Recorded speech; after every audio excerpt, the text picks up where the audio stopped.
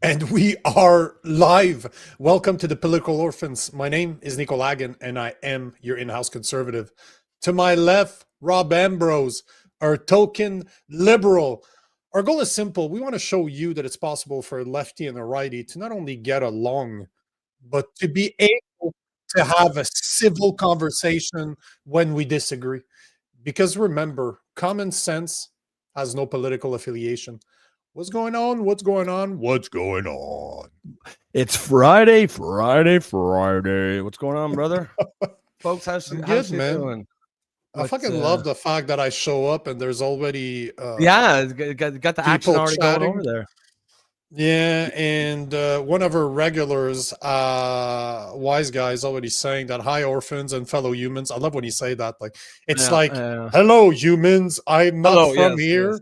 Yes. I'm pissed off today. They gaslit me with the ostrich thing, and it was the fucking straw that broke the camel's what's the back. ostrich thing? Well, guess what? Wise Guy and who brought it up? It was Wise Guy and Nick on the Discord server actually brought it up. So I have a video. I'm gonna use a portion of the video that Wise Guy sent because the guy that talks about it, I've heard the name. I can't remember what his name is off the top of my head, but you'll see in the video.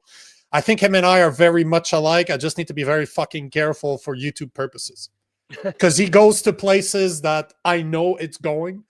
I know that this is the point of this, but you gotta be careful what you say. And that's why, again, that's why, guys, if you're on X, make sure to like, make sure to comment, make sure to reshare this stream, but join the conversation on YouTube. Like, people are so excited that we always have people waiting just to chat. Like, they're chatting amongst themselves. Yep. It's really a community that we're building. And as you're going to see, like the ostrich thing, I wasn't aware of it, but it's because as part of our membership, if you want to support us, $2.99 a month, not only will we prioritize your messages on YouTube, but you'll be able to join the members only Discord channel where the conversation continues, not just 2.5 hours a day like we do during the live, but 24 hours a day. And this is where I'm starting to get a lot of the content that I talk about that's not necessarily the main topic of the day, like the ostrich thing. I wasn't aware of it, but because Wise Guy and Nick posted about it in trending topics on the Discord server, I'm aware of it. I got some videos, and as you see, I give credit. So I'm not here to steal your thunder. We're here to build a community. So if you're interested in being part of a common sense, critical thinker community, join our Discord server that you get as part of your $2.99 membership on YouTube. It's just our way to keep the trolls out. $2.99, right? No, it's not even the price of a shitty fucking Tim Hortons coffee. Yeah, not even one of Jason's fancy ones. Just no. Just a Timmy's. Yeah, not even. And really, one of the main reasons is to keep the trolls out. No one's gonna pay any amount of money to go troll someone, right? No. So it acts as a good moat for that. It's a great troll barrier. Yes, but even if there were trolls, I'm a better troll than any troll on the internet because you know why? You can't out-troll the because troll. I got common sense. I got common sense on my side. Can't troll common sense, brat. Yeah, can't out-troll the troll. So what is the Thossers thing that's got Wise Guy sort of up in arms? Well, before I get into it, let me ask you guys the question of the day. Question of the day. And we're going to talk about this today more if you're not aware. There's been some development in the Terrebonne riding. You know, the riding that the Liberal won by one vote with 840 rejected ballots, with at least one woman that's claiming that she mailed in her ballot, but it was rejected, sent back to sender because the pre-made Election Canada envelope was rejected for having an error in the postal code. So she paid the price for using the federal government's pre-made letter. That's crazy. That's so wild. I can't. It's one thing if it was her envelope, but it's the actual pre-sealed one. I got more information on that. So the question I have for you guys is, considering what's going on in Terrebonne, should we have a new election in Canada? Not just the writing, but as a whole. Because let's be honest here, if it happened in Terrebonne, are there chances that it happened somewhere else? And call me a conspiracy theorist all you want. The fact that it's been proven, that it's been exposed, that the government's trying to brush this under the rug. Election Canada said yesterday, oh no, we're done, blah, blah, blah. We're not going to do anything about that. Is it that hard to believe that that might have happened somewhere else, and that a lot of the results that we're seeing might not be the real results? So that's the question. Do you think we should hold another election considering what's going on in Terrebonne? I think definitely what's going on in Terrebonne means, you'd absolutely be justified in bringing a new election in that riding. I don't know that I would necessarily think you need a full election. And I think if they did another one, I think you'd see more or less the same results. I mean, I do think that the country is as retarded as the voting suggests. The R word's already been dropped, motherfuckers. Yeah. Jesus. Dropping it early on a Friday, getting out of the way. Yeah, this is, you're allowed to have your opinion, but I would disagree with you on that one, just because it's been shown. Just because you see it's only one writing, and as you'll see, I have some updates for what's going on. Breaking news in Milton East, another writing that was contested between the Liberals. In this case, it wasn't the Bloc Québécois, it was with the Conservatives. But I'll show you what they did, what the results are showing. It's not good. And I have more updates when it comes to Terrebonne. Like I like to say Terrebonne, but it's Terrebonne. But there's a few other things that came out yesterday that are not looking good. So that's why I asked the question.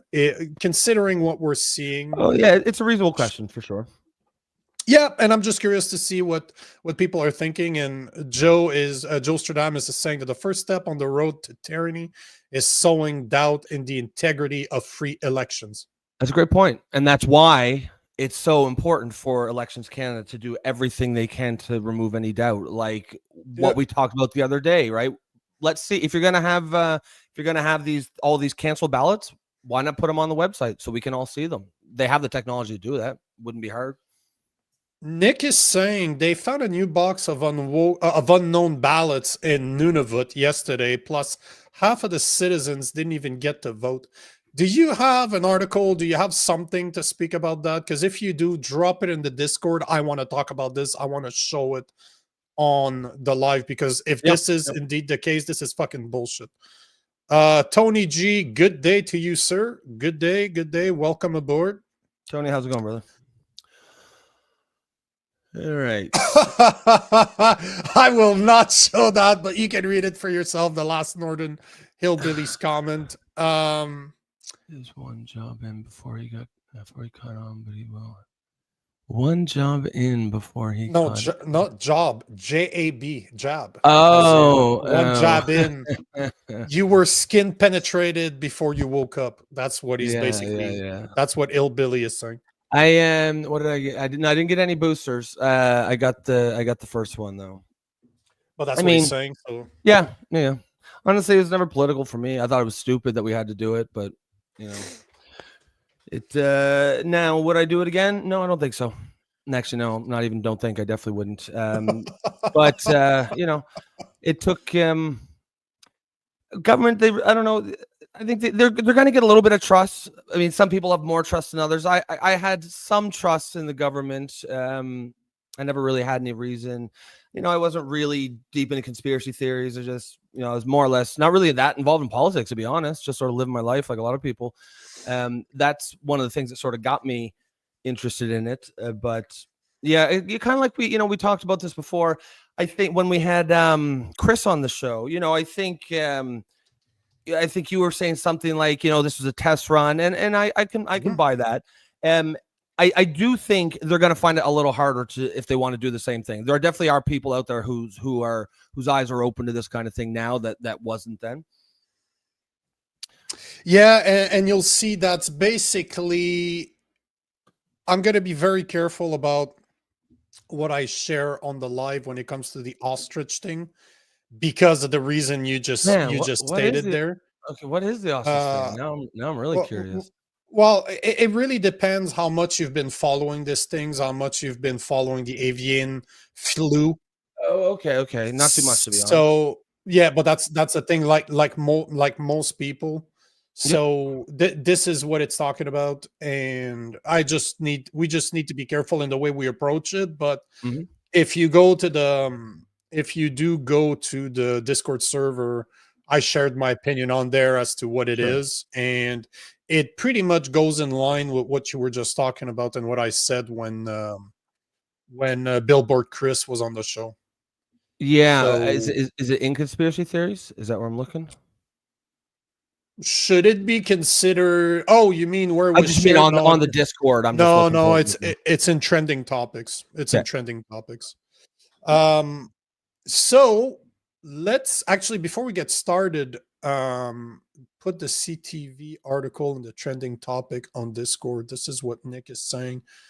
You know what, Nick? Give me 2 seconds. I will go grab it. There's a bunch of, you shared so much stuff on here, so I'm not sure. Yeah. No, I mean, and that's exactly what it's for, right? Yeah, 100%. So which okay, no, hold on. Jesus, this is getting built up. No. But the thing is it's been going on in the US. Now it's starting to happen here. And what's interesting about the ostrich thing, and I didn't think about it earlier, is that they did show that they can become immune. Like they can become immune to certain diseases. Ostriches have that possibility, and supposedly that's one of them. So again, we will talk about it. Oh, here's the article. Nice. I got an article from CTV that Nick just shared on the Discord. So I will definitely, if you give me a second, I will add it to the list of thingies we are talking about today. Sure. That being said, guys, if you're on the YouTube right now, make sure to like, make sure to comment, make sure to like the smash button, to just smash that like button. The more like the smash button, and then smash the like smash the smash button, please. We'll double it up a la Robbie. So if you're on YouTube, make sure to smash that like button so that it picks up in the algorithm. But yeah, that being said, let's get it fucking started right here. We're gonna talk about what happened in Terrebonne. If you've been sleeping under a rock for the past week or so, there's been an election. There's been a riding in Montreal, pretty much super close to where I am, just outside Montreal, that's been contested. First, it was the Bloc Québécois that won, and then it was recounted, and the Liberal Party won by one single fucking vote, while having 840 rejected ballots, which is absolutely ridiculous. And then there's a story that came out end of last week saying that there's this woman in Terrebonne that actually voted mail-in. So she voted in advance like she was supposed to. She used the letter that was provided by the federal government, by Elections Canada. She voted on time. It was sent back to her because supposedly that Election Canada had made a mistake on the postal code, and they ended up rejecting Post Canada rejected the actual letter and sent it back. So basically her vote didn't count, and she would have voted for the Bloc Québécois. That's what she said in an interview, because of a mistake that Election Canada has done. And Election Canada refuses to redo another one because supposedly it's not in their power. Like they're not the one responsible. So, and that vote was literally a one vote. The one winner vote. won by one The Liberals won by one vote over the Bloc Québécois, and that woman that got her vote refused for a mistake that Election Canada made would have equalized it. So automatically there would have been another election in the riding. And now Election Canada said yesterday, and we talked about this, that they would not recount it, that it was out of it's not their job to do so. But here is, I found a video from our super friend, and obviously he's not a friend at all. I'm just being facetious. Take this comment from Fubar. Because I can see this becoming another inside joke of the show. Fubar Canada says he went to YouTube and he liked the smash button. Appreciate that, Fubar. Remember, guys, like that smash button. That's Come on. That's gonna be a new. That's gonna be a new one. It's gonna be. That's okay, brother. Going in the going in the rotation. like that smash button, and never forget that society will self-police itself at all times. Don't ever forget. So here is Blanchet, the leader of the Bloc Québécois, saying that he wants the court to order a new election in Terrebonne. So here, let's listen to Monsieur Blanchet. When did you speak with Prime Minister Carney, and how concerned are you about misinformation circulating about this riding? I do not give a damn about misinformation. The situation is quite clear. Don't give a damn, I think is what he tried to say. Established that the Bloc Québécois would have lost the riding by 1 vote. The vote appeared in the hands of a citizen in a very clear fashion, and in that situation, the law requires the election to be done all over again in the riding of Terrebonne. This is what we expect. But since, I don't know what's the name in English of Election Canada. Election Canada. Since they cannot by themselves ask for the election to be repeated, we have to bring this situation in front of a judge in a court in order to do the election all over again. Do you think that sets a precedent that you won't accept official election results from Elections Canada, and you're not willing to listen to the vote of the people when your party doesn't win? I'm not getting into that. Well, that's what he's trying to do, is find the vote of the people, right? Like, But I like how the reporter, instead of reporting what he's actually saying and saying, oh shit, this is outrageous that her vote didn't count for a mistake that Election Canada did.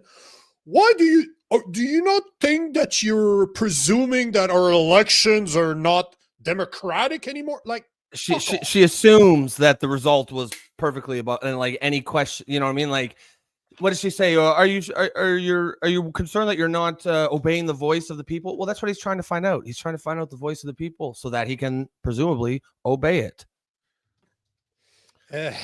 You know, it's a shame because these are the journalists nowadays. But let's continue the video. Mindset. There's a law. It appears clear. We have a case. We go forward because we want this election to be held properly, and that's it. You just said in both languages that you want the law to apply. Now, Elections Canada has said that the result of a judicial recount is final. And you cannot challenge a judicial recount. So does the election need to be changed? They're challenging it, right?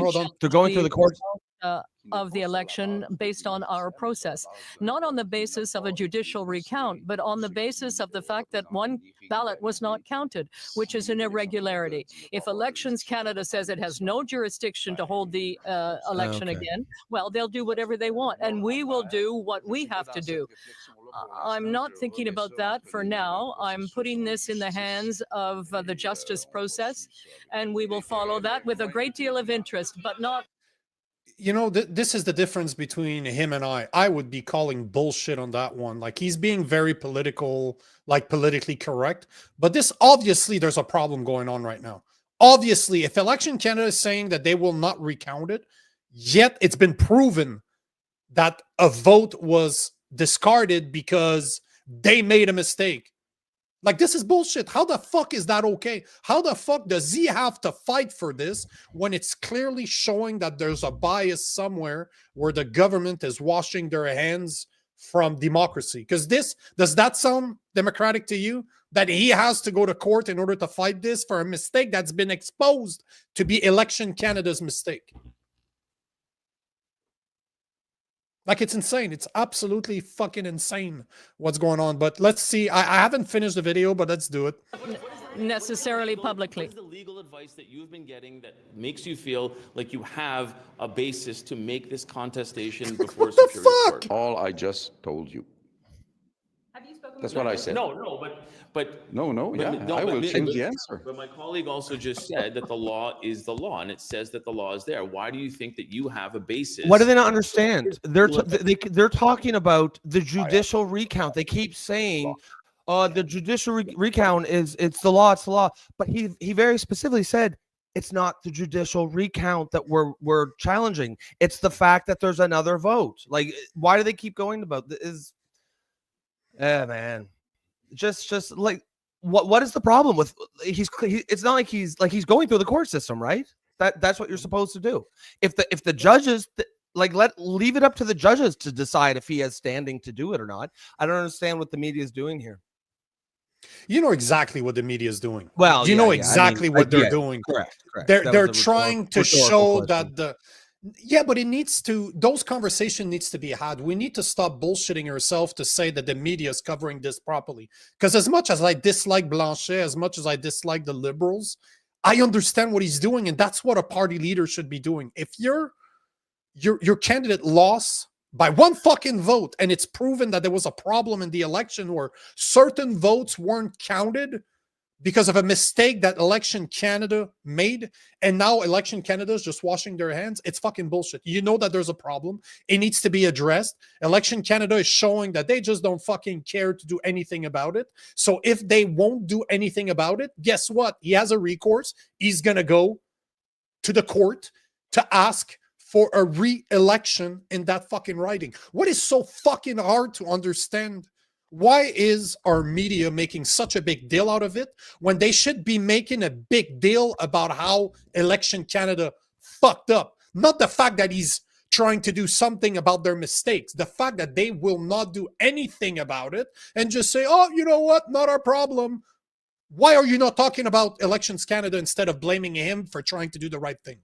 Well, yeah, to me, it just seemed like let the judges fucking decide if he has standing to bring the case. I don't understand why well, again, I do understand why I understand why they're doing it, but it's just ridiculous, right? Like, it's not even like it's an academic debate. The vote was decided by one vote. So if all you can do is find one person whose vote wasn't counted incorrectly, and we see her, we know her name. She's then yeah. And this goes back to what I was just saying to Joe. Okay, maybe Elections Canada doesn't have to do something here, but they should, because it's about public perception. If the public perceives that there's impropriety going on, even if there's not, if they perceive that there is, then that will become the reality. And so they're dropping the ball here big time. But hold on, it gets worse. Let me show you something where it gets even worse. So, I'm a big fan of the Epoch Times. Like, I talk about them all the time. Yep. They're not sponsored. But you know what? If you're interested in sponsoring us, we'll take your sponsorship, because I fucking talk about you guys all the time. I love what you guys put out. But I was doing some research this morning, and I found reported by the Epoch Times saying that meanwhile there were other reported issues affecting the mail-in ballots in that riding, being Terrebonne. In an email to the Epoch Times, Election Canada confirmed that the local riding office received 115 special ballots, but that 5 of the ballots were received late, even though the returned envelope contained an error on the postal code. So right then and there, they're showing you that there's an issue. It's not just one vote. Now they're talking at least 5 other ones. And this is reported by Elections Canada. This was provided to the Epoch Times. So what the fuck are we even arguing it?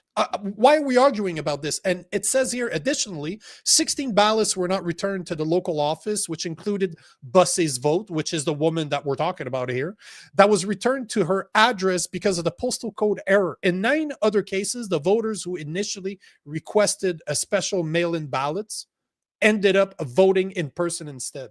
So this is absolutely fucking, it's outrageous. And Elections Canada said this internal review was limited to the available unsealed envelopes, unsealed ballots, and a more exhaustive review will not be undertaken at this time to preserve the current state of the documents. Like, what the fuck are you talking about? So basically, there's a problem. It's been exposed. You are admitting that there's a problem, but you know what? No, sorry, not sorry. We don't care. We're not going to change it. And that is in a writing where there was one vote between the Liberals and the Bloc Québécois. Try to explain to me or try to convince me that there's not a problem here, that everything's kosher, everything's good. We live in a very democratic country and there's no problems with Election Canada. Fuck you. You're not going to be able to do it. And this is fucking bullshit. Well, yeah, I mean, especially in this writing here, it's such a fucking shit show. Just run the election again. That's what they should be doing it here. Certainly in this writing. 100%.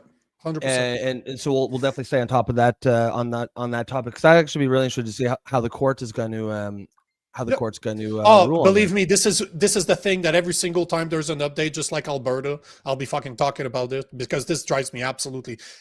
I think it's pretty fucking obvious that this drives me nuts. This drives me absolutely nuts. Yes, that is obvious. Guys, if you're just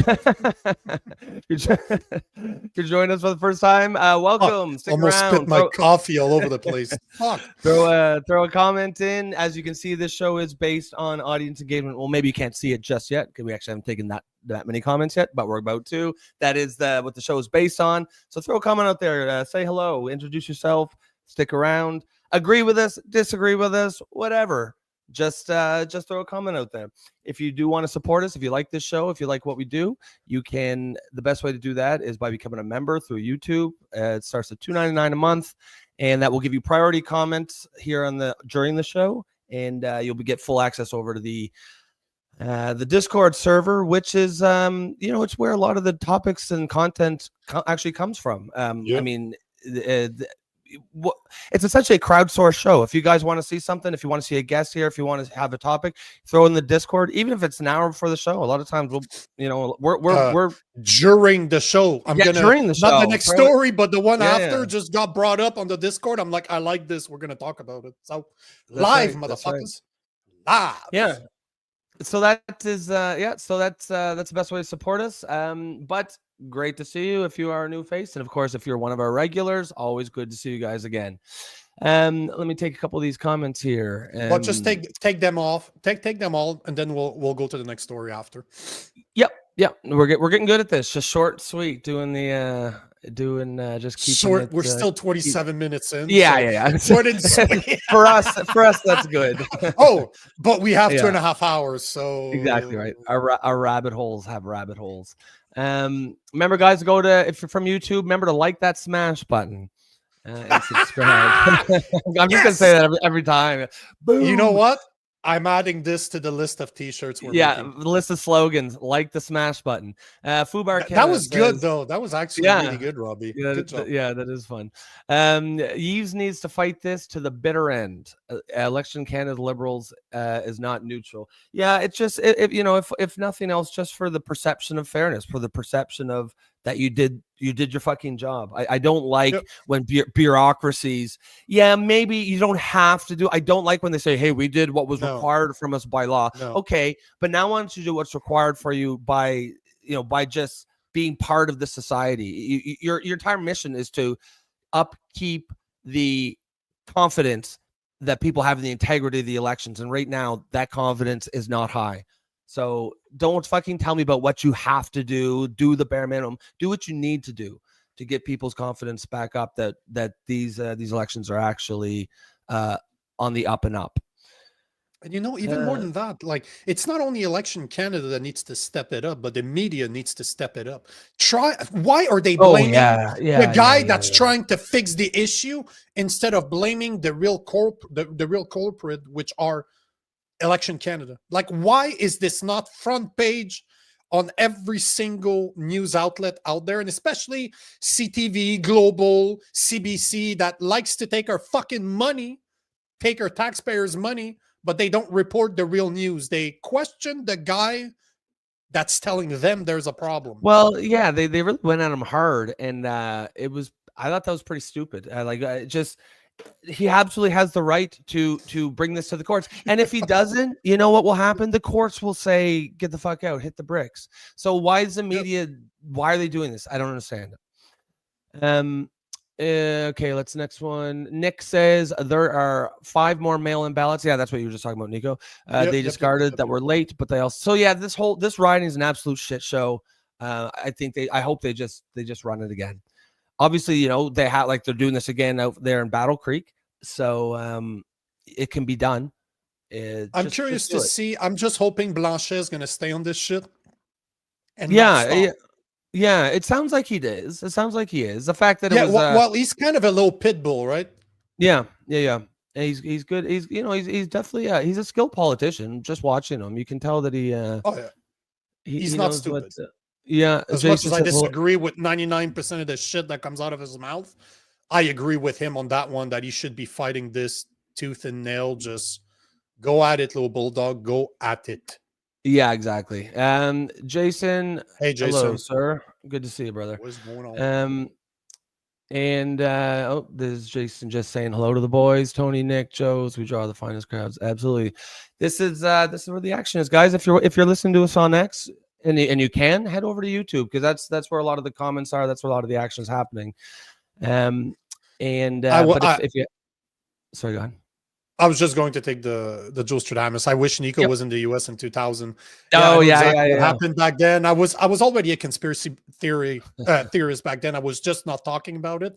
Oh, bro, I would be pushing that shit. Like, the very nice counting machines that were proven, the voting machine that they could be tampered with during the Florida election of that was when Bush won, right? I think it was Bush against wasn't it about Al Gore. With Al Gore. Exactly. Yeah. So, and I believe they called Florida for Gore the night before, and then they woke up and it turned out it wasn't. And then it was a giant. It's a nice dance move you have there. Wah, wah. Yep. That's I've been honing those skills on the dance floor, boys. Tony G says, he says Crooks. Sorry. What was the Crooks one? Crooks, every single one of them. That's right. The people. Tony G says, if you can have 40 million followers, get 40 million likes, and we can have third-party voting app and have 40 million people vote that way. So discussing how we are treated like fools.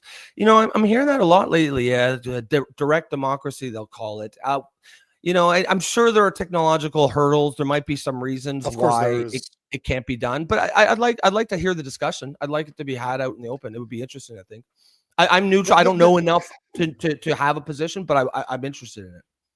I know enough to know that it would be so easy to control. So easy to control.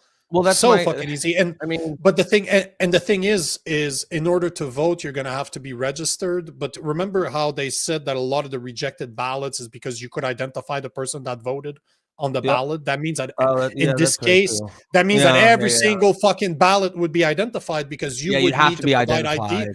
Exactly. Not sure we want the government to have the ability to see who. No. Don't tell me on one side right now, oh, they don't count because your name was on it. Now you have my name on there. You have a name on every single one. No, I don't want the government to know that this was me. Yeah, and that's a great point, because I think on the surface, it does sound like an interesting idea. But that's the kind of stuff that comes out when you really dig into it. It seems like a lot of the momentum towards safer elections is actually gearing towards moving away from technology, right? Paper ballots, in-person voting, that kind of thing.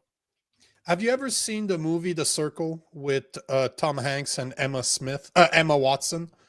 The Circle. What it's about? It's not the best of movies, but it just shows how social media can become extremely powerful. And imagine a Facebook with no competitors. Like, it would just be Facebook out there. And at one point in the movie, they actually, Tom Hanks, which is like the leader, like the Mark Zuckerberg, they start talking between him and Emma Watson that works for him that we should do exactly what we're talking about here, where every single issue that is presented to Parliament should be voted on. And because X number of people are on our platform, which is a vast majority of people, just like social media, we should force them to be part of our platform so that they can vote. And then we could force them to vote because we could identify who's not voting. So once you open that floodgate, you're just like, yeah, it's It's definitely That more complicated than I technology- think some people are thinking. Oh, but it is, and the thing is add AI to the mix where everything can be reviewed, and this AI did the job for you, so you can. Man, it is. Could it simplify everything? Absolutely. But do you trust who's running it? What's the expression that Jason says all the time? I'm not. Go for it, because that's another one I'm going to what- write it down. what is it? Yeah, I'm not questioning your Hey, intelligence. Jason, I'm questioning your Cool. integrity. Oh, yes. Yeah. See, this is going to the t-shirt column of shit too. So repeat that Yeah. again, because I'm writing that down. So I'm not I'm questioning not your questioning intelligence. Yeah, I'm questioning your integrity, which is one of Jason's signature sayings. And I think, which is nice, because that actually brought us to the end of the comments, and which we can jump on to the next topic, which is the theme of the topic today is what the fuck is our elected representatives doing? But that's not the next one. I got what's the next 3 one? more. Okay. I wanted to give an update because I found this was literally breaking news about half an hour before the show. So I just wanted to bring it up and to prove to you that, because again, you know me, I don't trust what social media says. I'll research it. But Canada Proud is reporting that the Liberals have been declared the winner in Milton. Oh, yes, another one. Alton Hill South by 21 votes after the recount process, which found somehow an extra 290 votes for the Liberals and ended up reducing the number of Conservative vote by 29.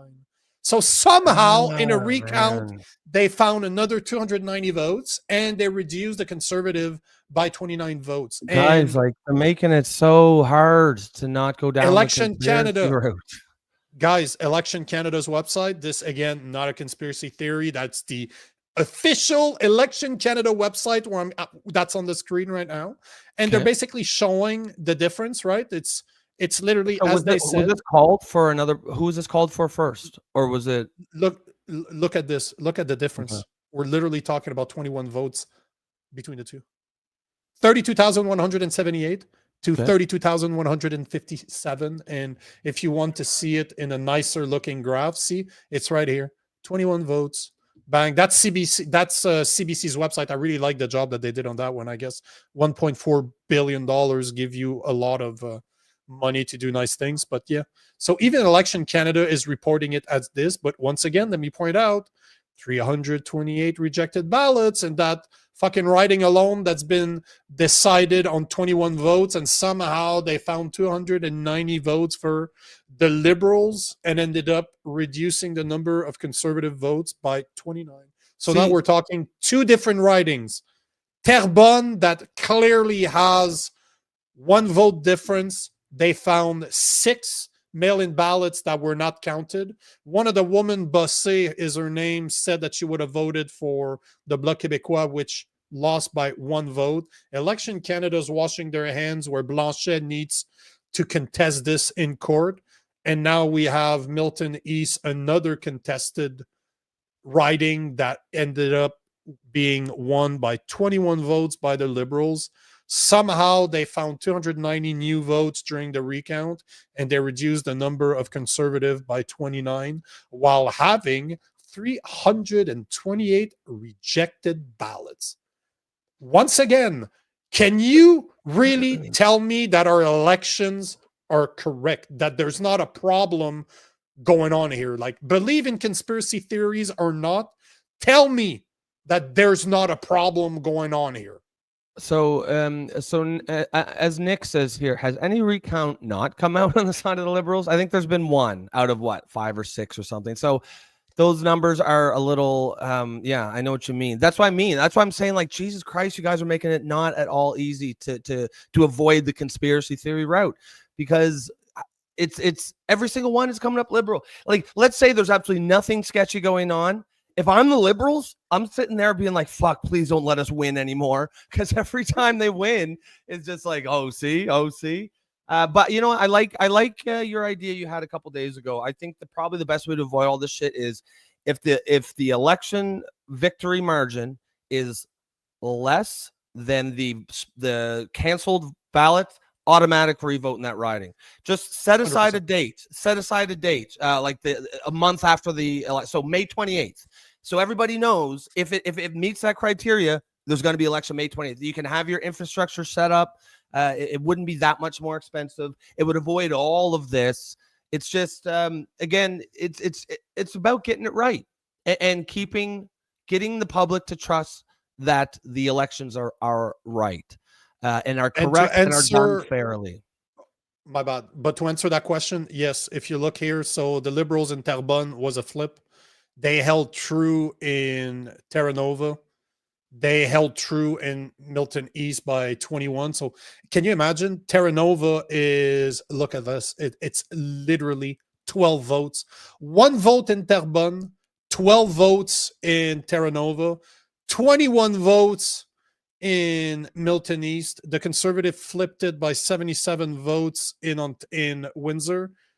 And there's another one right here where in Kitchener Center, Ontario, they flipped it by 375 votes. So yes, some of them were flipped, but the thing is that it does not matter that they're flipped to Conservative because there's nowhere close to compete with the Liberals. Because remember, if you look at the listing here, this is what bothers me, is that they're at 170 fucking votes, 2 away from a majority. So you can flip, when they flip it to something else, that just reduces that number.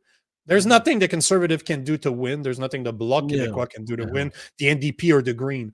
But this is the number that I do not like, is that number keeps on going up. And yet, can somebody really tell me that there's not a problem going on, that we're not having issues with our elections in Canada?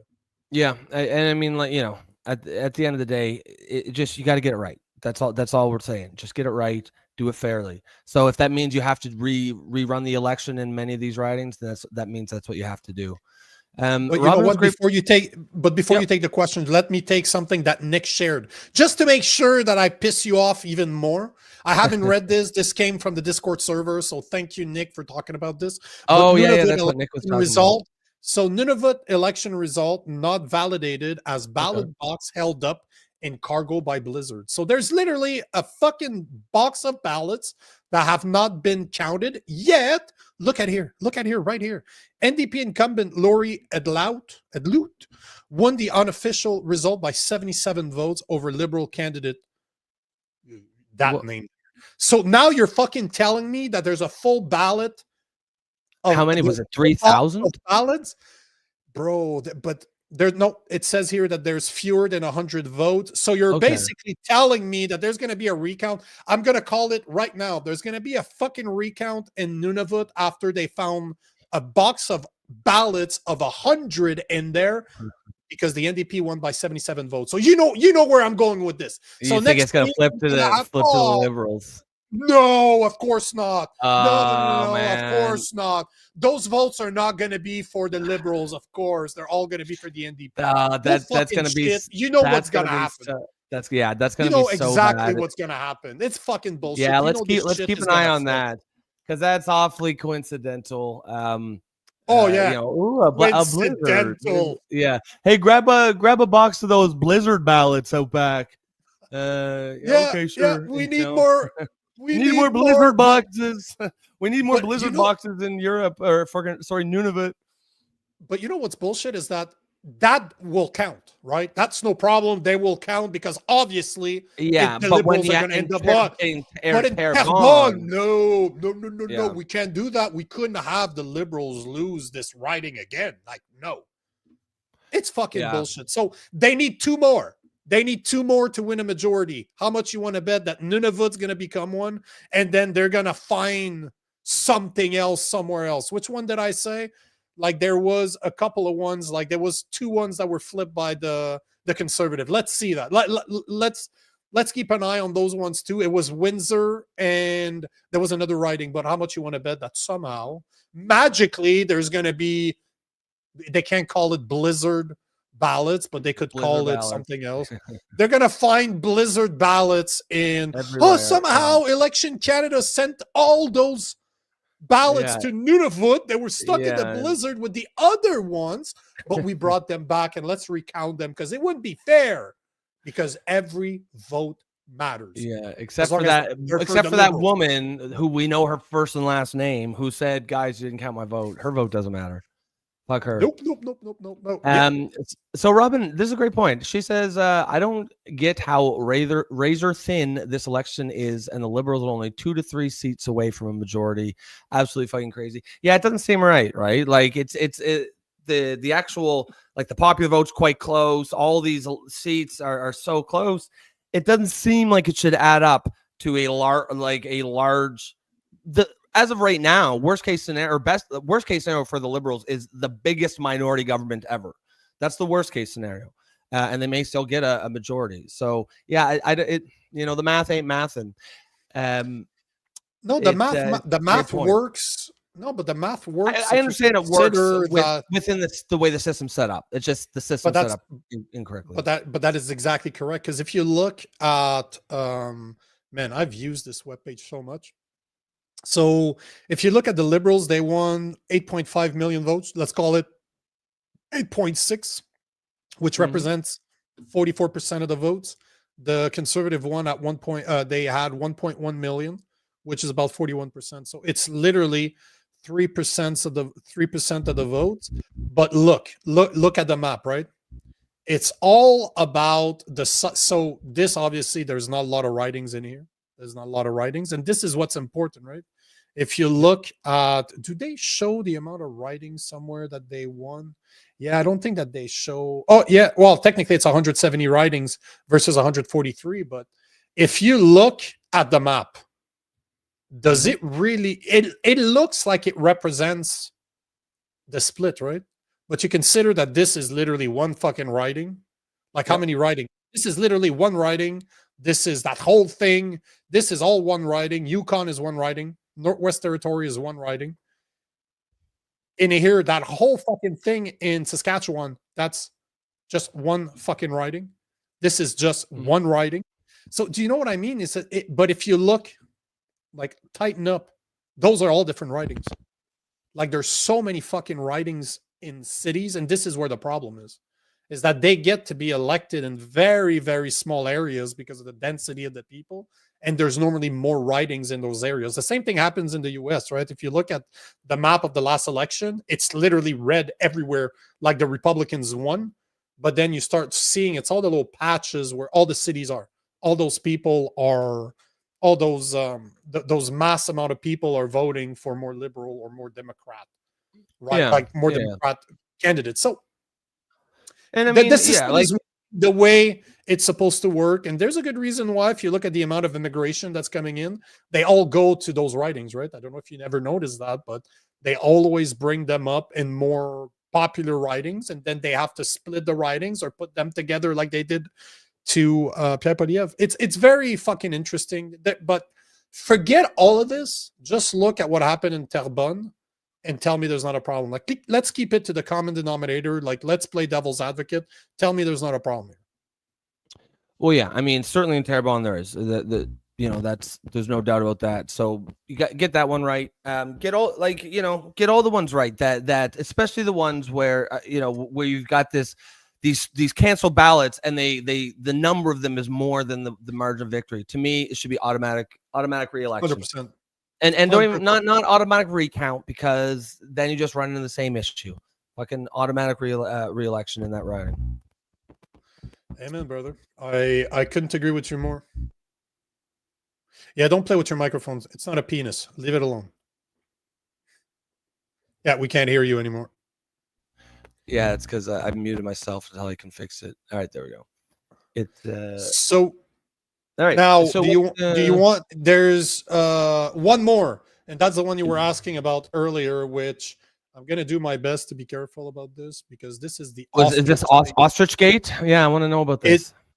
It's the Ostrich Gate, and this is what our very, very, very involved listener, wise guy, seemed to be pissed off about. So I will be very careful to keep it to the news and not too much of his opinion, because I don't want to get in trouble. But I agree with this guy. I don't know who he is. His face looks familiar. I've seen It's him Viva, around on it's on, Viva Frey. I yeah. think that's what Okay, it is yeah, here. yeah. Jason's should- doing something with him. He was saying the other day. Yeah, I think he's going to interview him or something. Jason Levine. I'm gonna get to meet Jason soon. He just contacted me yesterday. Side note, he just contacted me that he'll be in Montreal on nice. July 5th. On July 5th. So it seems that I'm gonna go on stage with him on July 5th, and we're gonna have a conversation. So. Oh, that's cool. Is he doing one of those town hall things? Yeah. Oh, I don't know how much I'm supposed to share here, but he's gonna be traveling Canada, talking to people. But he wanted to have the opinion of a Frenchie on the sovereign movement of Alberta. So Interesting. it's That's gonna pretty be, yeah, man. Yep. So let's play this video. I'll be careful to stop it at the right moment. The video is about 11 minutes long, but I'll go about 3 minutes, give or take, just to give you an idea of what's going cool.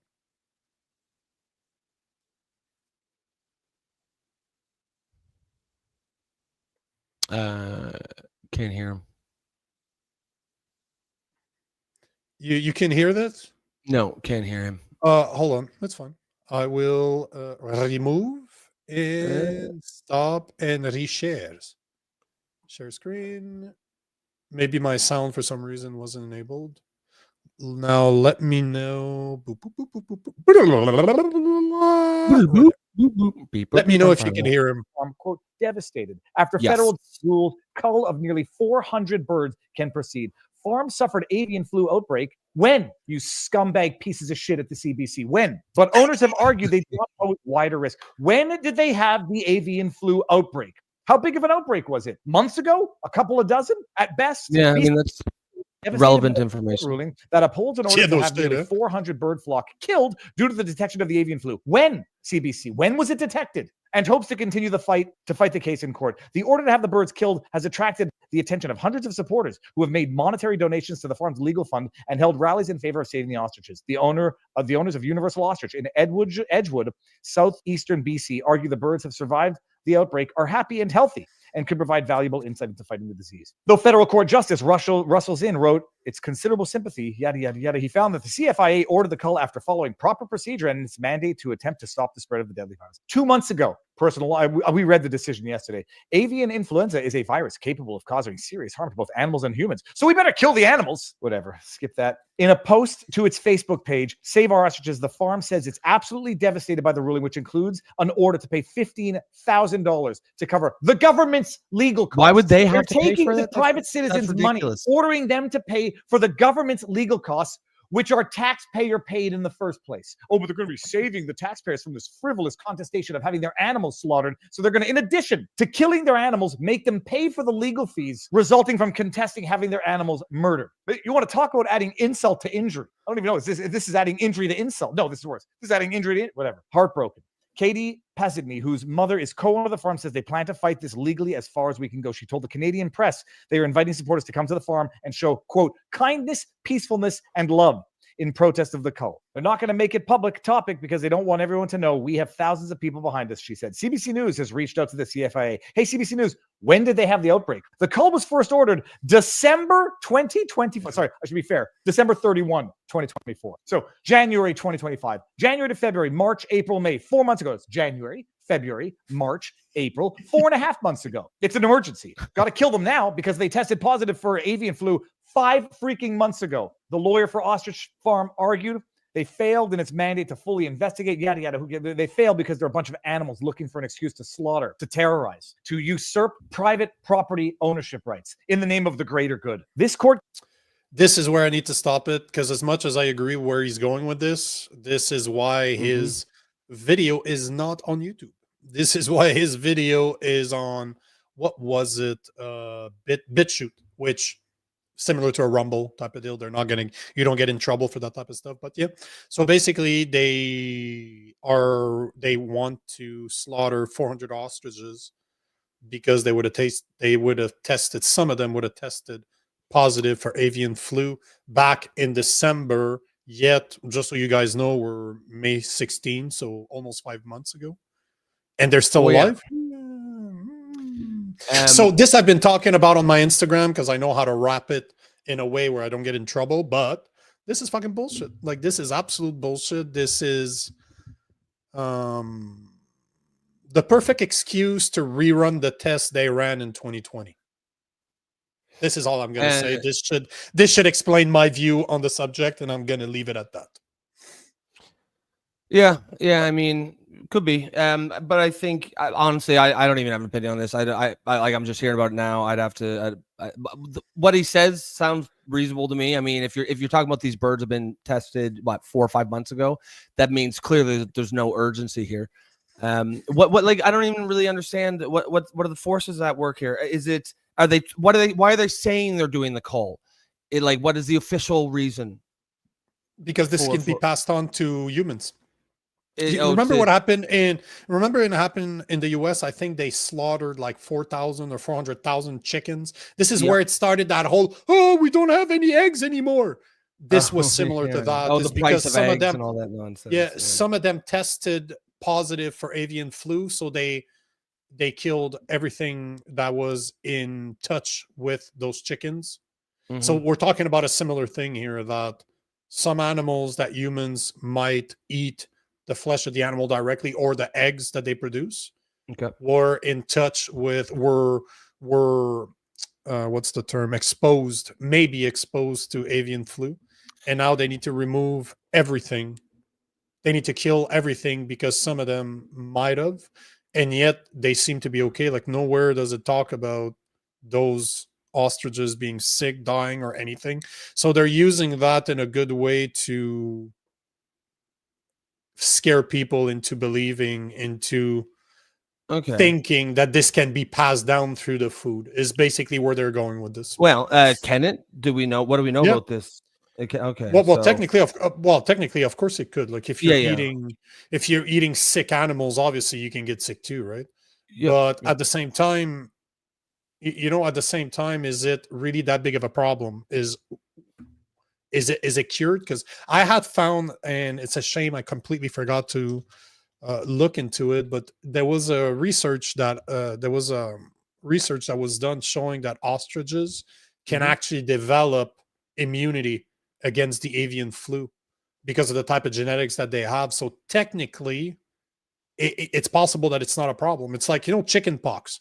Like, you and I, when we were young, you didn't get a fucking vaccine for chicken pox. You heard, your mother heard that some kid on your street had chicken pox. Okay, go lick that guy.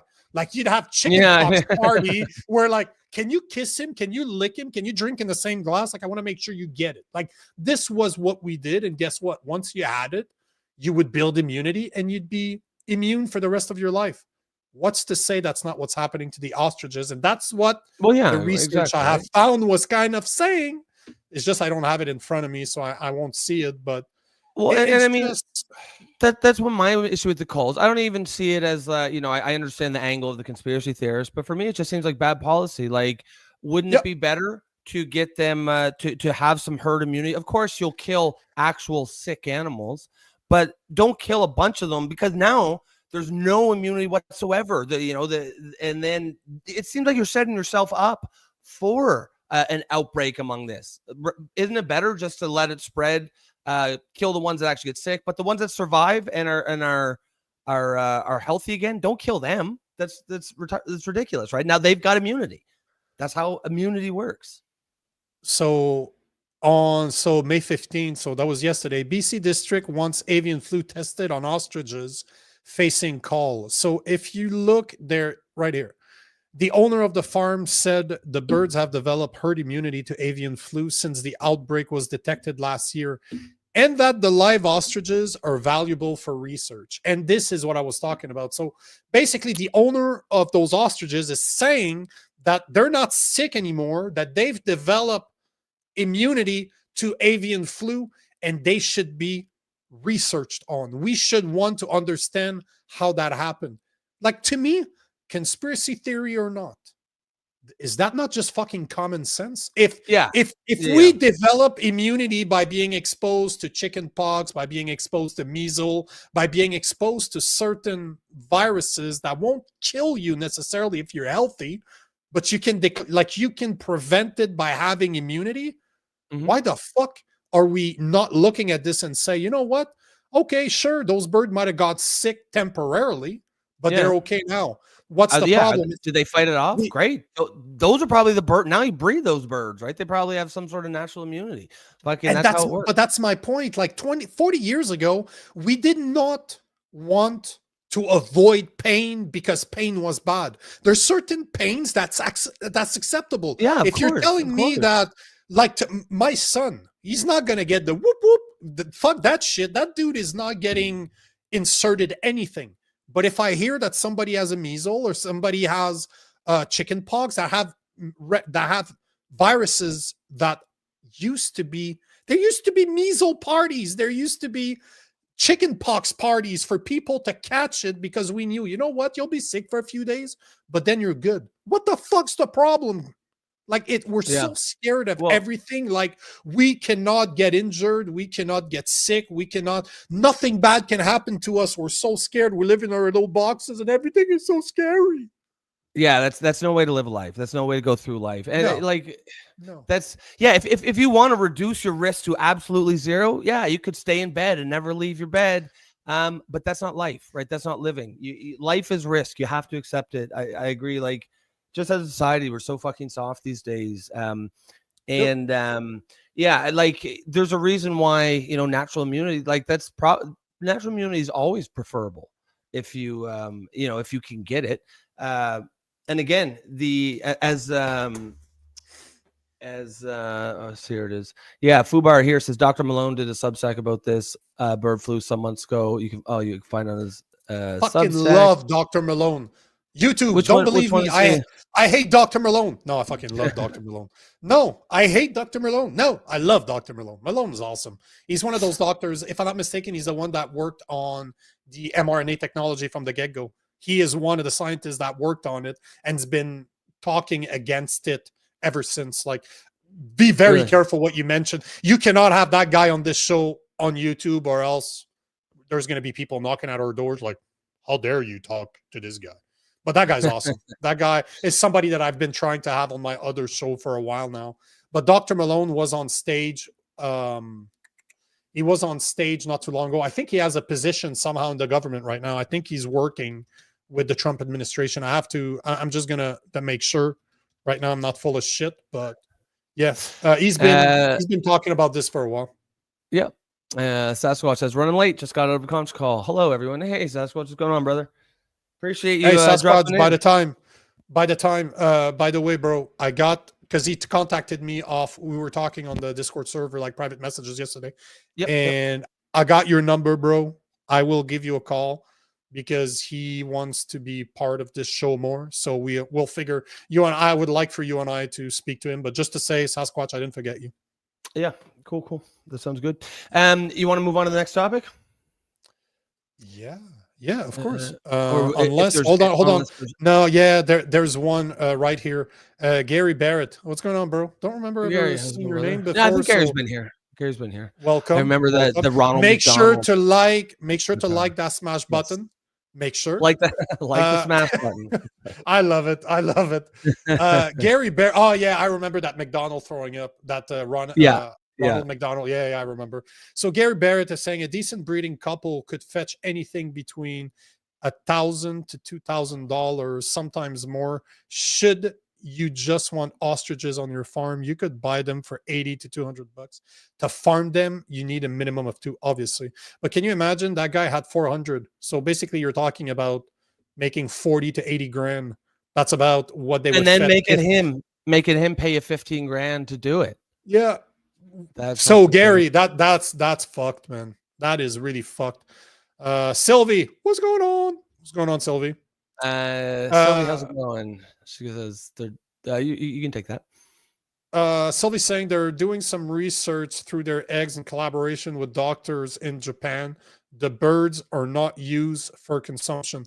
Well, see, and that's the thing. And from what we saw from the articles that I've seen while doing research, I don't see the owner of the farm saying that you should let me sell those or sell their eggs. No, they're saying, why the fuck are you not using it as research? You got the perfect example right now. I'm telling you, they're not sick anymore. They've developed herd Yeah, immunity. yeah. Why the fuck would you not want those birds? Those are the birds that you want. So that's why, like, that's just nonsense policy. That's absolute bullshit policy. Yeah, that's pure bureaucracy, corruption, or incompetence, or inefficiency, or whatever words you want to use. That's absolute bullshit. Jason Malone, conspiracy theorist in 2021. Spoiler alert, specialist in 2024. What do you think about this? Pretty much a specialist prior to 2021, develops technology that is heavily used in 2021, 2022, 2023. Did he invent mRNA technology? He invented it? Really? He's one of the scientists that worked on it. Yeah. Hold on. Because I'm not down with I'm outside the conspiracy theory community. So would that not mean why do you guys like him then? Would that not mean that you shouldn't like him or be against him? So so here is a description. If you Google Dr. Malone mRNA, right? Let me share this just to show you. Or this is whatever Google gives me, right? Is that okay? So as you can see, Dr. Malone right here, Robert Wallace Malone is an American physician and biochemist. His early work focused on mRNA technology, pharmaceutical, and drug repurposing research. During the Malone promoted, of course, misinformation about the safety and efficacy of the but yet he worked on developing the technology. So it's okay. I see. But, it's like like a whistleblower kind of thing. Oh yeah, 100%. Oh yeah, that guy don't give a fuck. He's been speaking the truth since the beginning. But you know it again. Wow, you're so good. You worked on the technology. You're a liar now. No, you're a liar. Oh shit, you actually worked on that technology. That's the speech that we got over the past 10. It's fucking stupid. Really? Like we're so full of shit. Well, media is so full of shit. North Hillbilly says Malone took the jab. I mean, we should try to get him on the show. It seems like it'd be interesting. I wouldn't mind having a chat with him. Sounds like good fucking luck getting on that guy. Getting that guy. Like, does he have a big following? Oh fuck yeah! Oh yeah, like he's been on Joe Rogan. Just saying. Oh okay. So he's that kind of. Yeah. Oh yeah, he's that type. You know, like Dr. Malone is considered the inventor of mRNA technology and DNA vaccines. So this is we're talking about a very intelligent and researched individual. But it's it's along the same line. No, I can't go there because I could go so deep with if you look at scientists from France and the type of thing about ivermectin in certain free, like almost free medication that you can get that will not cost you anything. He's been talking about it since the get-go, like ever since this whole started. He's like, no, I've been treating my patients with this. Why the fuck are we not using this on a healthy patient that doesn't have 2 or 3 comorbidities that's actually healthy outside of this? There's many ways to, the same way as Joe Rogan got destroyed by Chris Cuomo when he said, you know what, I healed myself using ivermectin, and then Chris Cuomo comes back this year saying, yeah, I actually did the same thing but never apologized and never did anything. Like, oh really? Of course, they're so full of fucking shit. Okay, let's switch, because as much as LGBTQ's your thing, conspiracy this is mine, your thing, right? Yeah. I'm gonna have to mute you, remove you from the screen, and just fucking go on for an hour and a half. That's my that's a rabbit hole I've penetrated for almost 30 years, and I've been penetrating that rabbit hole for a while, eh? I penetrated that rabbit hole for about 30 years. Yeah. Yeah. Oh no, my dick's not that big, so I'm not stretching shit. But I'm definitely in the moist environment of that. Yes, that's right. I gotcha. Robin says she's heading to work in listening mode. Having a good day, guys. Robin, check you later. Have a great weekend. Glad you're gonna stick around though. All right. So what was the next one? Was that no budget, bro? Or okay. No. Meet the Carnies, no budget, no budget Carney. That's actually a good name. Carney. Yeah. Okay. Let me just before we do start that. This is if you didn't catch the reference in the that was a great reference. Yeah. This is if you saw this movie, Office Space, great movie. What would you say? Yeah. Your so that connection is what we're asking the Carney administration today, because Just so you know, it did not work. Your connection is Oh, so that didn't bad work? there. Okay. No, right now your voice, your mouth is not matching your voice. What would you say Oh, you do? okay. Here? Is the audio okay at least? No, what would you we didn't say even hear anything. You do here. No. Okay. No. Can you hear me now? But you know what? Can you hear me now? Can you hear me now? Can you hear me now? You can hear me now? You know what? What would Let me share it for you. Because I got one right here for like it's Friday. It's worth it. Except mine's gonna be a bit longer than yours because I think it's worth it. I fucking love this movie. What you do at Initech is you take expectations from the customer and you bring them down to the software engineers. Yes, that's right. Well, then I just have to ask, why couldn't the customers just take them directly to the software people, huh? Well, I'll tell you why. Because yeah, it's a great movie. Are not good at dealing with customers. So, Office Space. Physically, what would you say from the customer? Yeah. No, my secretary does that. Well, no, my secretary does that, or the fax. Yeah. So then you must physically bring them to the software people. Well, no. I don't. Yeah, I mean, sometimes. What would you say you do here? Yeah, there it is. And that's the question we have for our government. What would you say? Yeah, so that's you do here.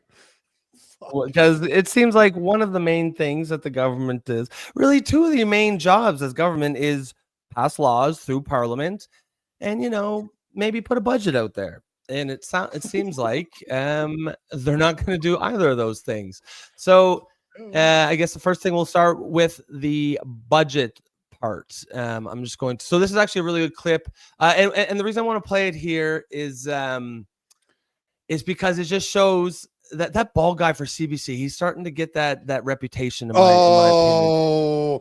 That bald guy with no facial hair. That gay-looking Mr. Clean. Yeah. That non-masculine Mr. Clean guy. Yes. Yeah, exactly. The non-masculine Mr. Clean. You can't share. So this is this is like okay, I'll send you the link here. Send it to me on whatever you want to share. Send it to me on WhatsApp. I'll share. I'll send it to you on WhatsApp. Yeah, but hang on here. But yeah, that's so yeah, you're gonna see him. He really takes his job seriously, as he seems to be. He's Mark Carney's. I don't know about attack dog, but he's definitely a Mark Carney apologist for sure. I'm sending this to you right now here on WhatsApp. And it's a 10-minute clip, but just the first 2 minutes is probably the important thing. But yeah, the context is he's essentially said there's no budget going to be placed. Now, they only did this once ever before, I believe, and that was during 2020 during COVID. Yep, and 100%. You could say like, okay, maybe that made some amount of sense there, but like, I don't understand what the reasoning here is, and no one's even asking him. That's wild, right? Where's the media asking him? So you're going to see in this clip here, this guy's asking the questions the media should be asking, and the media is trying to. You can tell. You'll see the bald guy here. He knows it's not right, but he's like, well, what if you'll see here? He's trying desperately to apologize here for.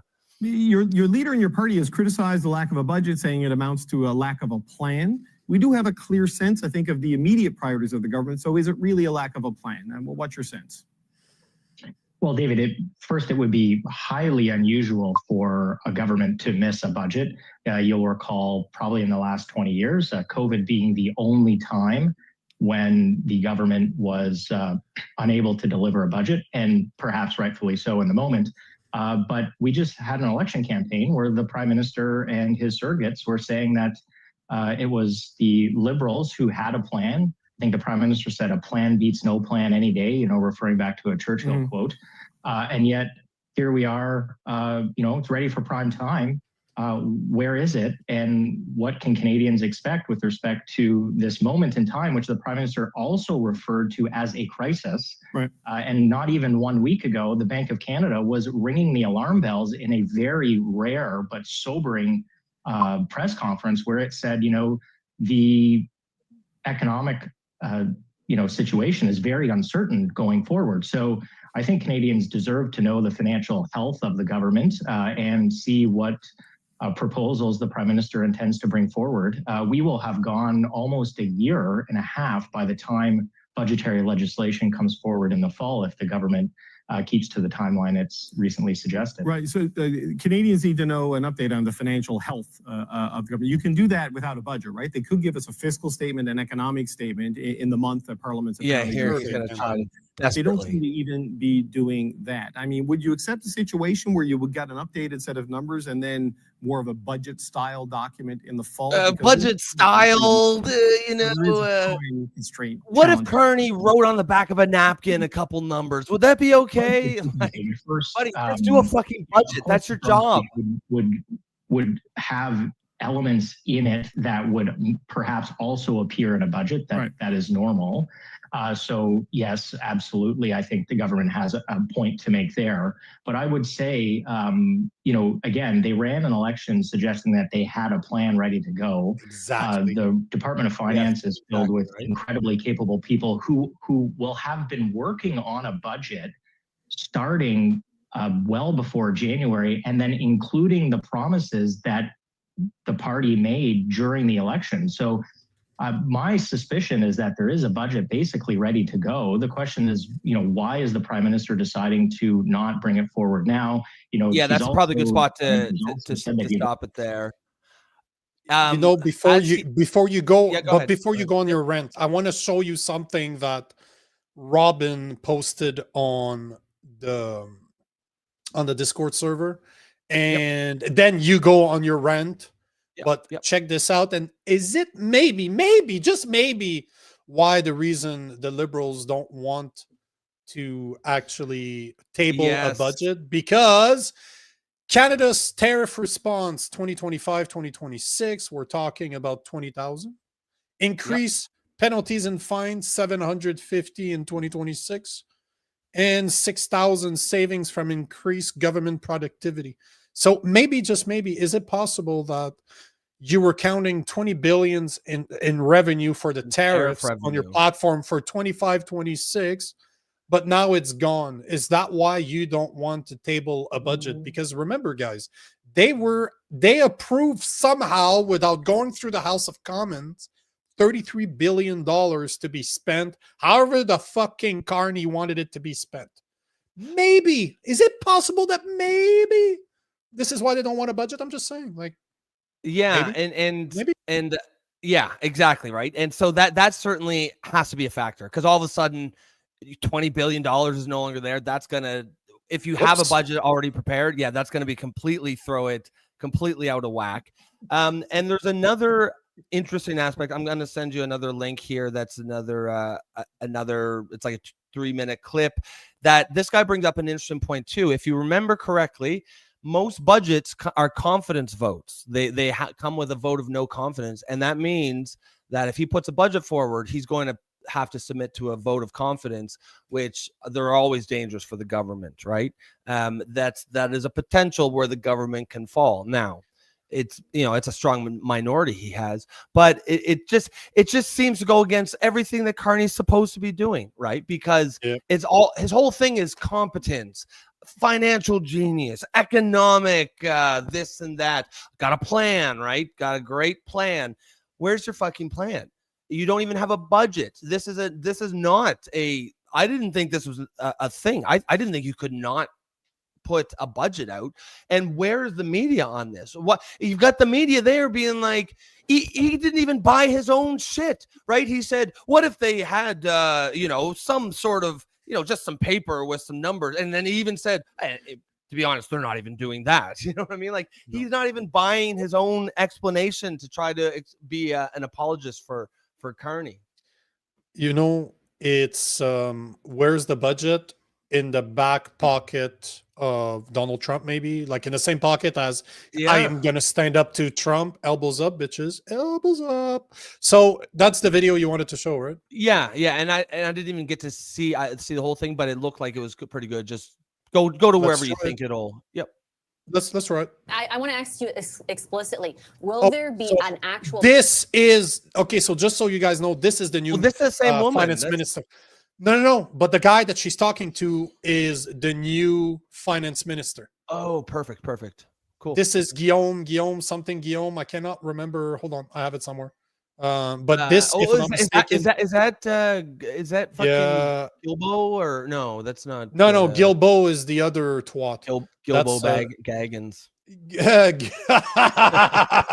Bilbo Gaggins. No, but if I'm not mistaken, this is the new finance minister. Yes, I think you're right. Explicitly. Yeah, it Will is. there be an actual budget in 2025? There will be a fall economic statement when we're coming back. And what I said is that we need to go in the logical order. So you just said it very well. This is a flagship promise from the Prime Minister. So the first assignment, the first thing coming out of the first cabinet meeting is the middle class. Jean-François Philippe Champagne. This is going to affect 22 million families or 22 million people in this country. This is very significant. And this is the first thing we're going to be doing. The second thing, you have a throne speech because we just started the legislature. So basically, he avoided the question altogether. Hey, will there be a budget? Hey, we're cutting taxes. And by the way, the taxes that they're talking about is 1% No, 1%. Mark Carney announced 1% cut for people. That's going to average about $825 a year.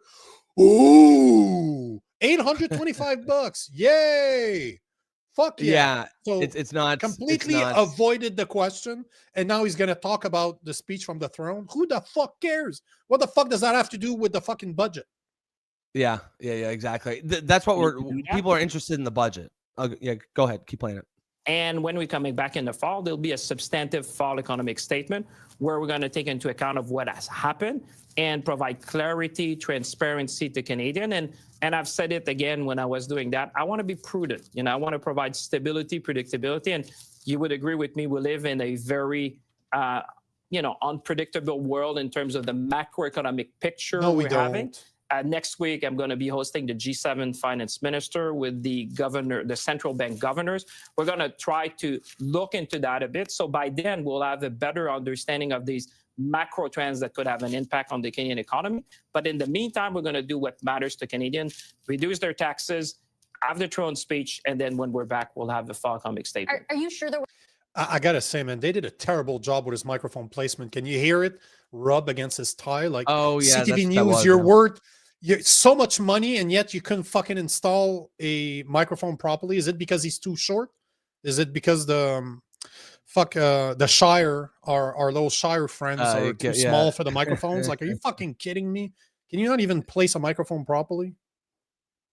With all respect, Canadians had the impression that transparency and clarity would be delayed until the fall. I think the Prime Minister in particular campaigned on being straight with Canadians about how she's good. I like this girl. Promising to do. I'm really liking her too. And there are big questions. For example, your platform didn't even include the potential impact of, or the economic impact of, a trade war with the United States, some of which we're already feeling. You've made very specific promises on the spending side, for example, around government operations that don't appear to add up by any outside analysis I've seen. Like, don't Canadians deserve to know sooner rather than later how you're going to do what you said you're going to do? As soon as we can. Like I said, the first order of business, reduce tax for Canadians. Hey. That's the first order of business. And like you said, back to Parliament. First order of business. Something we'll have to work with other party to make sure that we have. But I say we have received a mandate from Canadians to be bold, to act for them. And I'm sure parliamentarians will take that into account, because this is having the back of Canadians at the time, which is difficult for them. Affordability is the first thing that Canadians have been talking to us, apart from the tariff war with the United States. Then what I'm saying is that you need a throne speech. And there'll be no surprise. Why? My point is that Why the fuck do we need a throne speech? What are the priorities of this government? Very simple. We're going to fight the tariffs from the United States. We're going to grow the Canadian economy in one economy. We're going to diversify our economy. We're going to invest in our military. We're going to invest in we know the slogans. Tell us how you're going to do that, though, without getting rid of Bill C-69. What we're saying is that you need to go in what's the plan? Order. It's, you know what, he can continue, but I don't need to listen to this shit. No. It's blah blah blah blah blah blah blah blah, not answering the fucking question. But the truth in the matter is that he said, you know why he's talking about the fall, right? Because here are the dates for you, just so you know. I was doing some research on this about something else this morning, but remember, guys, that the Canadian Parliament has been inactive since December 17th, 2024, last year, and will not reconvene until May 26th. That's 10 days from now. Then our PMs are expected to go on summer break between mid-June to mid-September. So by December 17, 2025, 1 year since the fucking Parliament has been shut down, the Canadian House of Commons will have likely sat for 59 days when they should have been there between 100 to 130 days. And some political commentators are saying that because you missed so much, you should have sat, you should be making promises now to sit between 130 to 150 days. That means skip your fucking summer vacation. So that fucking asshole is basically telling us, oh, I can't table a budget because we need to go on vacation. That's basically what that fucktard just said. That, you know, and that's sort of like the other part of what we're talking about when we're showing that clip where he's like, what is it exactly that you do here? Like what he like he's doing that. Did you guys see that him signing what looked like an executive order about the tax cut? And we don't have that. Oh, we don't have that, eh? But I mean, we don't have executive order. Yeah. At our US, the guys are saying, "What are you fucking signing?" Yeah, it's just a piece of paper. It's basically a to-do list. It's a note to self. Do a tax cut. It's all theater. It's not anything. So he's not doing anything. He's not tabling a budget. He's adjourning Parliament. Is it for the summer? Are they not coming back until the summer, or are they going to come back at the end of the month for a little bit and then go off? Do we know like anything about? Say that again. Repeat. Are they done? Like, when do they come back in Parliament? Are they coming at the end of this month and then going on summer break? Yeah, so it was said, Carney has been saying that they will come back on May 26th. And they are expected to go on vacation mid-June. Normally it's the 15th. It's somewhere between the 15th to the 18th. And they will not be back until mid-September, 15th to the 18th. So basically, that's what he's saying. So he's basically saying, and if that's the case, if they go on their vacation, that means that they will have sat for 59 days in 1 year. Not up to now, because up to now it's almost nothing because they've been closed. They've been shut down since December 17, 2024. So over the past 5 months, they have not sat. Oh shit, it's 5 months today. Over the past 5 months, our MPs have not seen the inside of the fucking Parliament or the House of Commons. Zero. And those motherfuckers are telling me that they need to go on fucking summer vacation, and that's why they need to table. They won't table a budget because, oh, I'm sorry, bro, I need to take 3 months off. Hey, fuck, it's fucking awesome for you because June, July, August, September. Oh shit, that's 4 months. So already you're not fucking working and you haven't sat there for 5 months. You need another 4 months off to get. It's like, hey, bro, I need a vacation from my vacation. Yeah, exactly. What are they making? $200 and something thousand a year to do literally nothing. And there you have it, bro. This is where we're at today. We have the clip from Office Space is the perfect fucking question. And what would you say you do here? Because I think this budget thing is really there's something going on there, and the media, like, they are absolutely dropping the fucking ball. This has nothing to do with partisan. Like, imagine if it was, say, Donald Trump or even like a Poilievre who didn't have a budget, they would be all fucking over it. Right?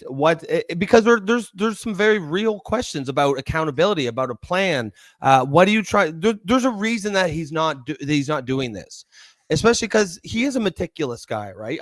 I've not an idiot. I've no doubt there's a budget planned and probably done, and so there's a very specific reason why he's not doing that, and we need to find out what that is. Just we as the Canadian people, we have a right to know. It's pretty simple. Why? Is because, or else he's going to have to expose what he's been doing behind the closed doors, like that $33 billion we were talking about. Where the fuck's that $20 million from tariffs is going to come from? So now you're basically saying we're not going to have that $20 billion in taxes coming from tariffs. And on top of that, I kind of passed a $33 billion without signature, without going through the House of Commons. I just went to the source directly and probably asked King Charles to actually sign that shit for us. Like it's absolutely fucking insane. It's absolutely insane, and that is why they're not talking about it, because they don't want to show that they're fucking us. Because what else are they gonna? What else are the boomers going to trust if even on the budget? Because they literally ran on standing up to Trump. Obviously, that did not fucking happen. Then he said that he will grow the economy to be the best of the G7. He's not even gonna fucking give us a budget. Not even a napkin writing. Not just like, that's how much we spent. This is how much we want to spend on all the free shit that we told you during the campaign that you're gonna get. This is how much it's gonna cost, and this is how we plan on somehow balancing the budget. No, not even like a 5-6 line items, right? No. Well, and it makes you wonder. And as you're saying that, I'm kind of thinking like maybe he doesn't want the boomers to know what he's doing. Maybe it's that home equity tax that he's got planned. Maybe he doesn't. Basically, what I'm telling you, bruh. Yeah, that's maybe exactly he doesn't. What I'm fucking telling you. Maybe he doesn't want them to know until it's already in the works. Hey man, I'm gonna make you into a conspiracy theory. Conspiracy theorist, bro. It's well, just, I mean, as soon as you start questioning, you're just like, what the fuck's happening here? Like, why are you not telling us? Why? Well, exactly. If your goal, and and remember what we've been talking about. Like, I'm a sales engineer by trade, right? Tell me what your goal is. I will reverse engineering into giving you the solution that you need. This is what I've done for 12 years prior to this. So basically, if your goal was to put a home equity tax in, how would you do it? By doing all the dumb shit that they're doing right now. By hiding, by not showing you financial statement, and then promising you a bunch of free shit and like, by the way, because the tariff war is bullshit and it's never been true yet, that's why you elected me, we kind of don't have that $20 billion revenue, and we kind of borrowed $33 billion without telling you, so now we need to tax you. We need to tax your equity in your home in order to pay back what we borrowed. Yeah. Sorry guys. Elbows up, bitches. And I think he knows that if word got out that he was doing the equity tax, there'd be an absolute revolt by the boomers. The boomers would be fucking fuming. So I suspect if that's what he's planning. Ask your parents. Oh no, Ask they your would parents. be. Oh yeah, they would be. Ask furious. your parents. Oh yeah. You know where that's from, right? Yeah, it's like an old CBC show, isn't it? No. No, it's from Fargo. Oh yeah. It's the police officer in Fargo. That's all. Oh yeah.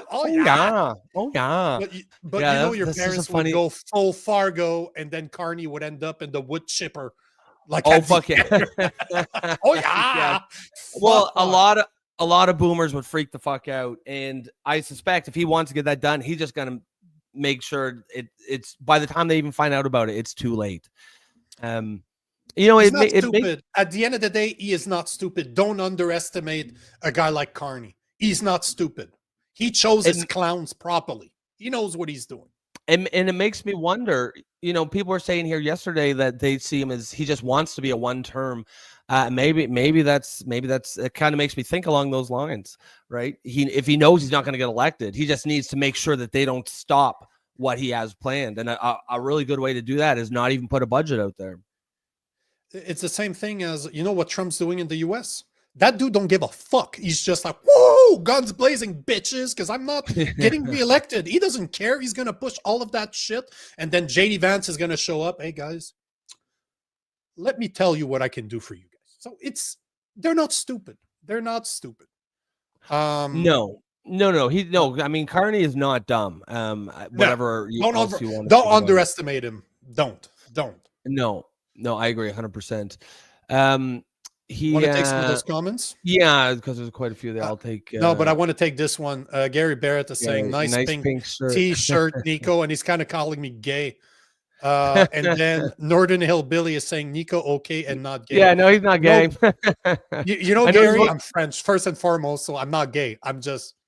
I know he's wearing a pink shirt, but he's not gay. You know, I used to fight as an amateur in Muay Thai, and my protective gear, so what I used to spar, all pink. Yeah. It's gifts that were given to me by students over the years. And how many times have I been called gay? They're like, oh, you look like such a gay. You look so gay with that gear. And you know, my comment was always the same. What's worse, a guy that's wearing pink or getting knocked the fuck out your ass that's wearing pink? Exactly. Yeah, so that's true. Gary Barrett, bro, I've accepted the fact I love colorful colors because I'm big enough to wear it. Yeah, that's right. And I don't wear it when I'm sucking dick, so it's fine. Because that would be gay. That would be gay. Yeah. No eye contact. It's only gay if you make eye contact. Or you're wearing pink. That's what makes it gay. So Sasquatch Chronicles, we'll start with him. He says, Canada's like your shithead little brother with an ego, but Canada is our shithead little brother with an ego. Only we can goof on him.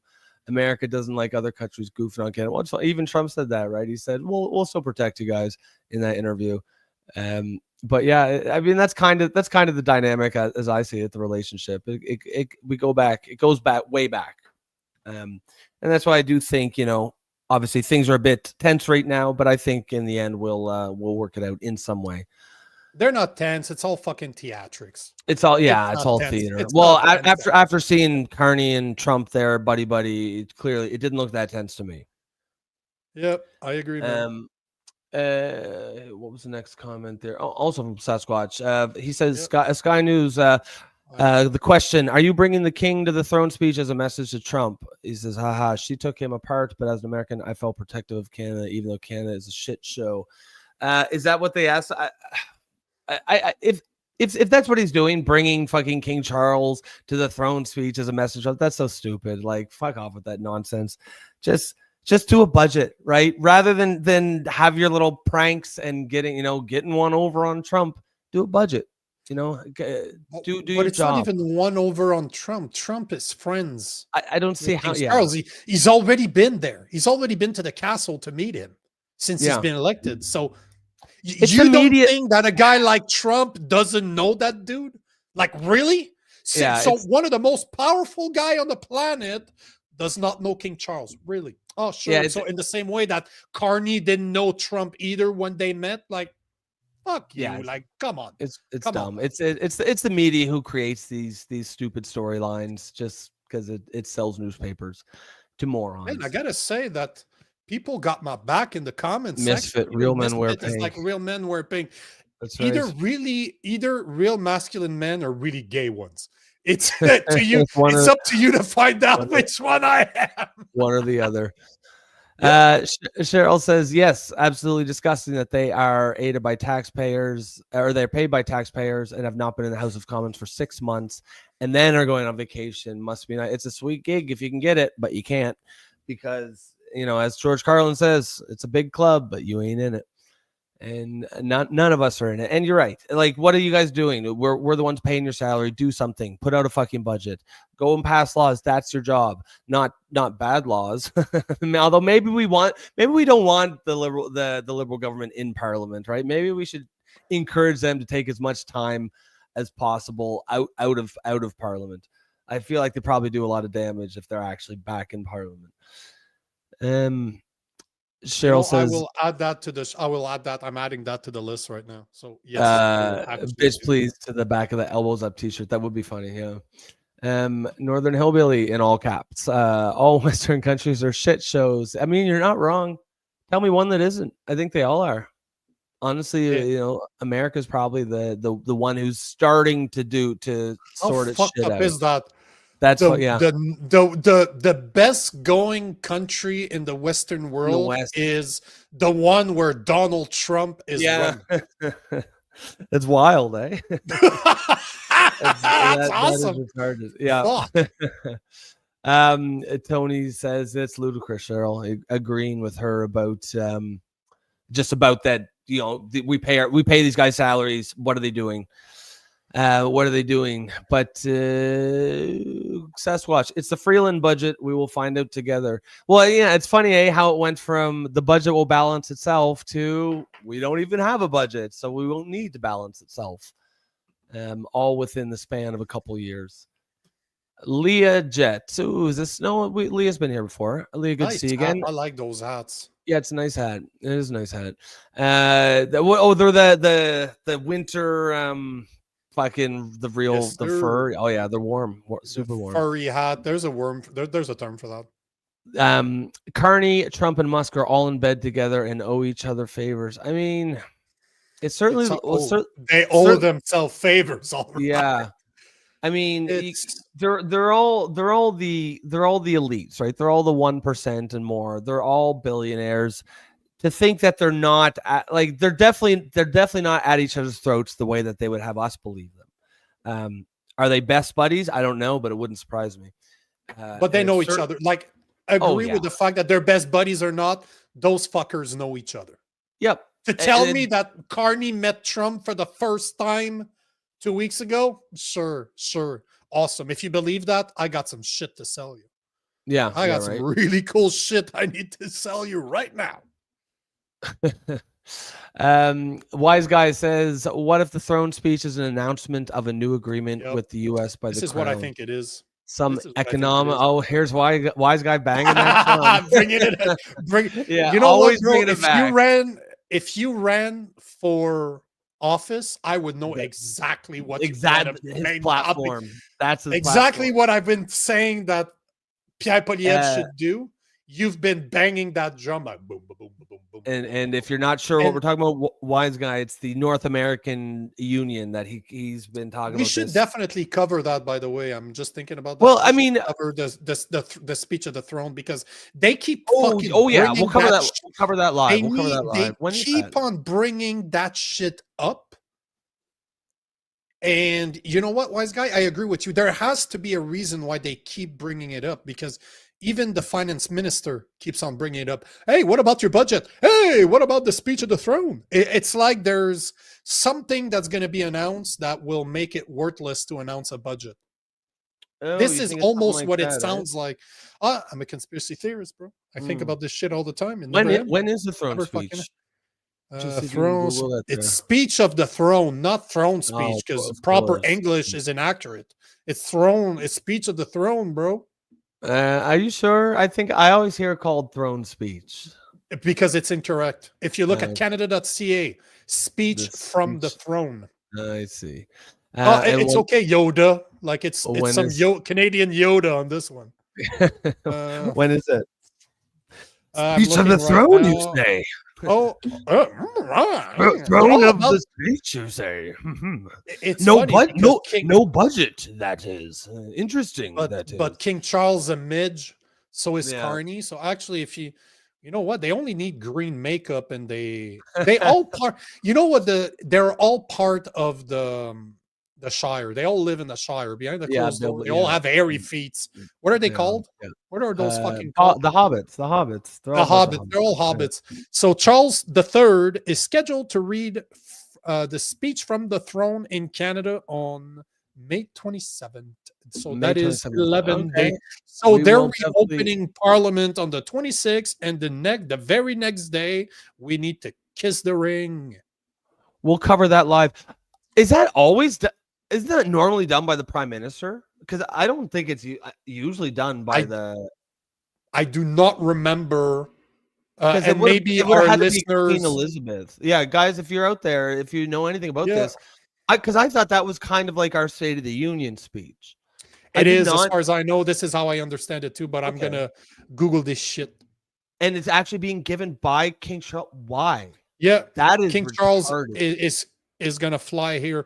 There has to be a reason why. There has to be, they're probably announcing something that they don't want to tell us because they keep mentioning it again. Wise guy right now is saying fucking North American Union. No, I mean, I think that kind of thing maybe, but I feel like that kind of thing would be more, I don't think it's something they'd spring on us like as a surprise. I feel like that would be it would probably be it'd probably have to have a referendum on it or something. But you know what? Just getting back to that topic, because this is something White Guy talks about all the time. Essentially, it's a North American Union, similar to the European Union. We'd still have Canada, they'd still be Mexico, they'd still be America, but we would have the same customs. Basically, we'd be an economic trading bloc. I think it's Google is saying. Google is saying, say? for example, Queen Elizabeth II gave the speech from the throne in 1957 and 1977, and King Charles III or the Third is due to give the speech in 2025. So it looks like I haven't been in my lifetime, and I was born in 1982. There hasn't been a queen/king that has given the speech from the throne. This is the first time it's not in a more normal than thing. 45 years then the speech is going to be given by royalty. That'll give us a lot to talk about then. But yeah, we'll definitely cover that live, because I think that would be definitely one of the kinds of things that we've been talking about, covering some things live more, and I think that'll definitely be right up that alley. Oh no, this we need to, because I've never covered something like that, so I'm very fucking interested in seeing what it is. But I think there's something big. There has to be, because those motherfuckers keep on referencing to it. So there has to be a reason why they keep drumming that drum. Leah says, if the king welcomes Canada into the EU, I'm moving to Denver. I don't think that'll happen, because the UK is not even in the EU anymore. So I don't think it would be I don't think they would be that if they were going to introduce that. I mean, that's the kind of thing that it wouldn't just be like, oh yeah, by the way, we're joining the EU like that. There'd have to be some sort of referendum or something on that. Like they'd have to build public support for it. Now that's like an official joining. There could be some version of just closer ties or a shift in orientation towards Europe. That definitely could be announced. And I kind of don't really want to see that either. I'd like to see us repair our relationship with America. It will be repaired. Like I can't remember what his name is, but there's somebody on X I've been following for a while, and he's always 51st state, 51st state, 51st state, and he called this probably 3 months ago, saying that it's exactly what's going to happen. That will be exactly what Wise Guy's been talking about. He's been saying the exact same thing. Well, that there will be some type of union at the minimum. There's going to be some type of union between Canada and the US that is monetarily, as in we probably will take on their money system. Like we'll take the American money. I would. Holy shit balls. We're not going to take ours. Zing! We're not going to. We're not taking the Canadian dollar. So that's actually quite interesting. And now that you're saying that, I'm thinking we should try to find an expert on that, because that would be an interesting discussion to have. I need to find. You mean I should try to find? Well, both of us, but yes, you. That's what I'm getting here. Yeah, exactly. There's a word in French that you guys don't have in English. It's called on. Means the direct translation is us, but in the real definition of the word is it exclude the person that is speaking. So we should really do this, as in you guys should do it, not me. You guys, us, but you. And by the way, I just want to take this from Northern Hillbilly. Hillbilly is not. No, but he's right. I spent almost 6 months. 4 or 5 months last year, the year before. In the past 2.5 years, I spent months in Colorado, and it is true. It is as woke as Montreal is. It's fucking terrible. Denver. We show up there. Yeah. I show up there to make street interviews, microphone. My wife's on the camera. I just want to talk to people like I've done throughout the U.S. and Canada. Mm-hmm. We're just walking. We park the truck. We walk towards the main street where we want to go. We turn to our right. There's a fucking transgender individual dancing in. How'd you call it in drag? Okay, in drag in a slash bar in the middle of the day, and kids are present in the room. It's like a massive opening, and people are like, "Woo, dollar." Yeah. I love it. Yes, fucking grind harder, twerk for the kids harder, for fuck's sake. And we're just walking, and both of us just turn around. We're just like, "What?" I've heard that about Denver. I've never been there though. Colorado. Again, if you're outside of the main cities, they're very conservative. They are and that's Republican. But you know, did you know that in Colorado, just as an FYI, so we were down there, and I normally only eat organic meat, like especially in the US. Like in Canada, our meat is better, but in the US, the meat's terrible. So I only eat organic. I only eat free range. Like I eat higher end meats. And so we go to a specialty grocery store that was right next to the RV park where we were, and I'm looking, and they only have like 3-4 steaks in their aisle. And I'm like, I look at the guy, I'm like, hey bro, do you have like more than this? Because this is not what I want. He's like, oh yeah, no problem. How much you want? What are you looking for? We keep them in the back. I'm like, why the fuck are you keeping them in the back? He's like, oh, here in Colorado, it's illegal for us to stop shoplifters. So you're not legally, legally capable. Yes. They're not legally capable of stopping a shoplifter. If it's under, I think the number is $1,000. It's like 1,000 or something. Yeah. I can literally walk in, take a backpack, and look at the guy like nose and like finger in the nose and like, fuck you, I'm taking your shit. And the guy needs to let me go. Ridiculous. Absolutely ridiculous. And like these are like far left policies in action, man. They absolutely they will destroy communities and societies. Look at San Francisco. San Francisco is an absolute shithole because of what the far left has done to it.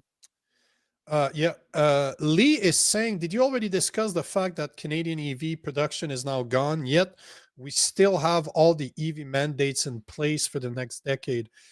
We haven't discussed this. I read about it a bit, but I am not 100% up to date to it. But Lee, just saying, I'm gonna make my pitch based on this. If you were part of our Discord, if you were part of our Discord server, you'd be able to share their stories with me. And even today, I've shared stories directly from the Discord server. So, Lee, if you want to influence the show, tell us what we should cover and share your research, share your videos, share your articles that you found on specific subject to make sure that we know what we're talking about, that we're not full of shit all the time. A large chunk of our membership does come 100%, man. All the outside of our main subject, the 4 things I approached were directly from the Discord chat, and I'll share it live. If you were on the Discord chat right now, you could share an article and I would fucking show it on live. Just to show you that we're not AI, we're real. And we would talk about it because one of the strengths of the show is we can just kind of improv. We'll wing it. We'll go on anything. Show us something right now, and we'll talk about it. And actually, on that vein, hold on. But the same. Lee is saying, I just found you too. What's the Discord account? Poly again, Polio. Man. You're just like throwing that ball to me. I appreciate that. Our Discord server. Our Discord server is member only because we want to avoid the trolls. So in order to participate, you're capable of going to see the Discord server. It's right here. You can read right below me. Add the Poly Orphans. You get to see what we're doing. But if you want to participate, you need a membership of the YouTube channel. It's $2.99 a month. So literally less than a coffee from Jason D and his really, really manly spice lattes. It's not even one of those lattes. It's not even one of those fancy ones. So it's like a black coffee from the gas station. Yep. So it's really, we're trying to avoid having trolls over there. So we put a small charge to it. It's on the membership from YouTube. We'll automatically give you access to the Discord server. It's at the Poly Orphans on Discord. So if you want to encourage us, that's the way to do it. If you want to influence the show, that's the way to do it. And I'm happy. And even if you don't, keep commenting. We're still gonna stick around. Absolutely. It's just it gives you, if you want to have that ability to influence the show, and that's actually a good point, guys. It can be live. If there's something you see and you want us to talk about it, throw it in throw it over in the topic stories on the Discord, and then mention it here in the comments, and Nico will go over and throw it up. Misfit says, however, if you pay the coffee scheme, then you can also troll them. Yes, that's the big perk. And actually, but it's the scheme. Is because that's the word I had used when I was trying. Like, we have a membership scheme. Did you ever see? You saw Wolf of Wall Street. It never fucking ends, huh? It never fucking ends. Everything I say, all the dumb shit that I say, is going to be brought back at one point. And actually, in that vein, I was going to say the same to Bumpy Johnson. So he made this comment a little while back. He says, "Are you guys paying attention to the London hockey trial? There's a second mistrial. Did that second mistrial just happen today? Because I have been somewhat following it, but I haven't read about today's. Will now be the judge alone. It's an insane case, political bias and policing, prosecution. Lots of Canadians want the men destroyed." Yeah, I think if you're looking at some of the testimony, it's oh man, and I have been following it. I have specifically not brought it up because it's pretty, as you say, it's pretty controversial. But if you were a member of the Discord chat, you could throw that in there, and we might. I don't want to say be forced to cover it because obviously, it has to fit under the umbrella of the show. But I would say we would strongly consider covering that. But it is, you're right. They want to fry those guys, and what's going on? I am not aware of that at all. Like, what the fuck? Am I been sleeping on the? Some hockey players, and they were part of the Canadian national junior team a couple years back, and there was a rape allegation made. And I believe this was made. You know what? Let's learn about this shit live on the show because this is what the show's all about. I found a video here. Let's check this shit out. Because I don't know what you guys are talking about. Oh shit! I don't want to pay for your ads. There you go. Here's a YouTube boy.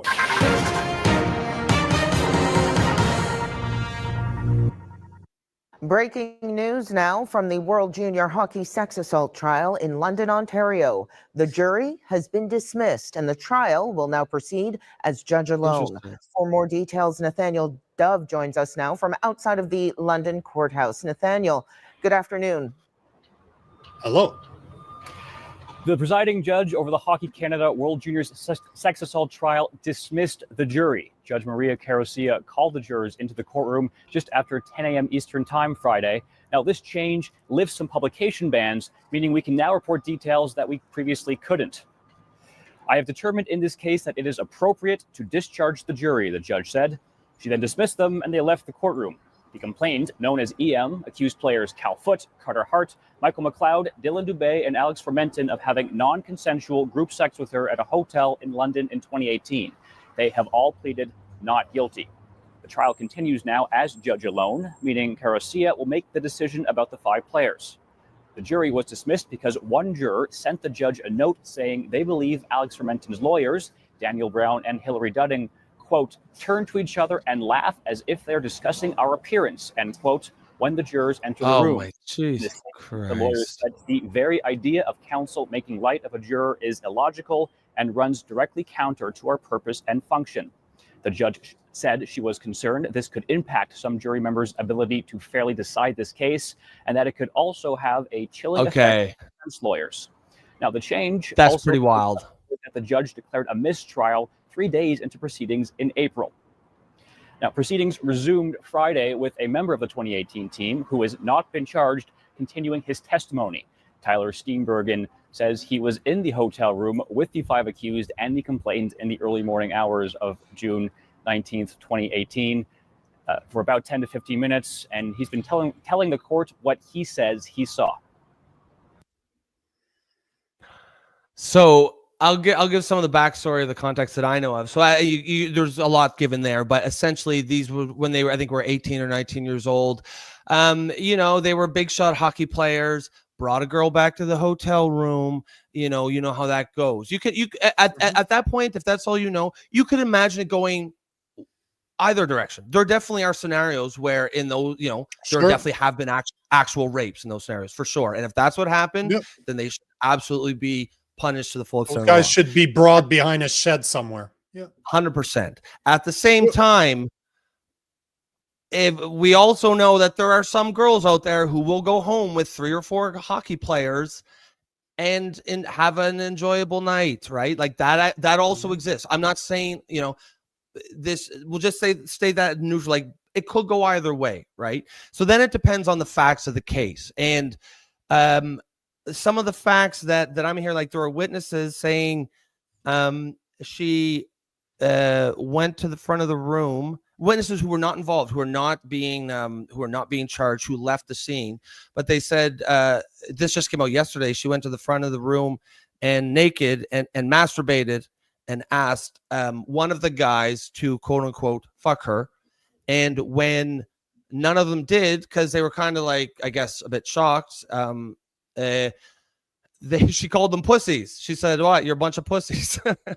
So once you hear that, it kind of makes it seem like, okay, is this then now and then non-consensual? I don't know, because she ended up giving, I think, 2 of them a blowjob, is what it was. Like, if it, I understand the Me Too movement, believe victims and all that. Yeah, if you're the family member, of course you believe them. But if you're a court of law, you can't just believe them. There has to be a precedence. There has to be actual laws. And what I see going on with the judge here, it's funny because I just looked at the drawing of her and I'm like, that looks like a woke judge. And it's funny because that's the research I've been, as you're explaining this, because the name of the judge is Maria Carusia. And that's all I've been looking for. Is she woke? Is she a liberal? Is she an activist? Like, that's all I'm looking for. And I cannot find any information that would show the bias. And even Grok on X is not showing anything, which normally it's pretty, like, they're pretty good. But the thing is because I see that face. What are you gonna say? I was just gonna say, once I think everyone thought these guys were guilty for sure until maybe yesterday when this new testimony came out from eyewitnesses. Like, it's just, I don't know. If I'm on the jury, if a woman goes to the center of the room, asks to be fucked, and then calls guys pussies for not, like, that's consent. You know what I mean? Like that, like, and it sounds like after that testimony, I think the consensus was they were probably going to get off. But now that, because there's probably a jury would not be able to convict if you have something like that. But now that it's just a judge, you don't have to convince 12 people. The judge is going to make the decision. Now and that's the question. Is that why she dismissed the jury, so that she would get to decide, because she knew that the jury was leaning towards not guilty because of that? You know, at the end of the day, this is the problem. If I just go by her look, she looks like your typical liberal Karen that's going to do exactly that. But at the end of the day, we need to remember something. You do not need to prove that the man did it. You need to be able to put reasonable doubt in the mind of the juror. That's the thing, right? If, like, one side needs to prove that they did it, which is always the attorney that will represent the court, that will represent, in this case, I think it's Ontario. They need to show the juror that yes, they did it. But the defense is like reasonable doubt. And what you just described there, having an eyewitness that said that they did that, and the guys were like, yeah, we don't really want to do this. Oh, you guys are a bunch of fucking pussies. I mean, that is what we call reasonable doubt. That's very reasonable doubt, and I think the judge probably knew that. And I'll be very interested to see because if I'm the guys, I'm like, what the fuck is this? You can dismiss a jury because, like, that sounds kind of made up. Oh, we thought they were making fun of our appearance. I mean, maybe I wasn't there, but he said, she said, motherfucker. Yeah, like, I don't know, man. That's wild. But does that really surprise you? We're still in woke. We're still in China. So yeah, that's right. Wokeness is here, bro. Misfit says, did she bite when she was given the old cluck? Is that why they didn't want to fuck her? I mean, I don't know. I think it was just more because these are 18-year-old. Like, I think it was more like weird. Like, there was everyone in the room. You know, you're looking around at your buddies, and they were probably like, okay, like, we have practice, and I don't know, like, it's just a weird scene, a weird situation. One of them had already slept with her, and I think that was, everyone agrees that was consensual. He brought them over to the room, and you know, but if she's in the middle of the room asking guys to have sex with her, and then, you know, calling them pussies when they don't, it's going to be real hard to convince me later that there was non-consensual, that the blowjob that she gave. And I think what it was like, She asked guys to sleep with her. They say no, but one or two of the guys went over to her in that moment and kind of. This is what the eyewitness said. He said, "Looked like she gave him oral sex for 30 seconds or something." And I think that is what was the rape part, because like he didn't explicitly ask to do that exact act, but like if you're in the middle of the room telling guys to have sex with you, like in my opinion, you're consenting to if he comes up and puts this fucking dick in your face and you then put it in your mouth willingly, I mean, that's consensual, man. I don't know. You know, this is the part, and I'm not saying I don't have an opinion on this because I don't know. I wasn't there. If the guys did it, they deserve to get in the back of the shed. Sure. They deserve Sure they all do. the worst that you can throw at them if they did it. If they didn't do it, then they should be let go. So there's two things here that's worth mentioning. First, keep in mind that those guys are hockey stars. They get pussy thrown at them left, right, and center. For my American friends here, it's like saying that you're playing in the NBA or you're a player in the NFL. Like in Canada, women like the missing teeth from hockey players. Like they fucking think that's hot. So those guys were probably getting all the pussy they could fucking want. That's one.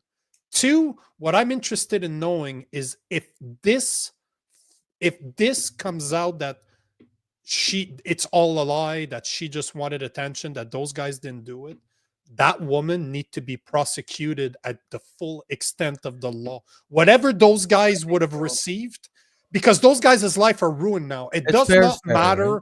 No, but their lives are fucked now.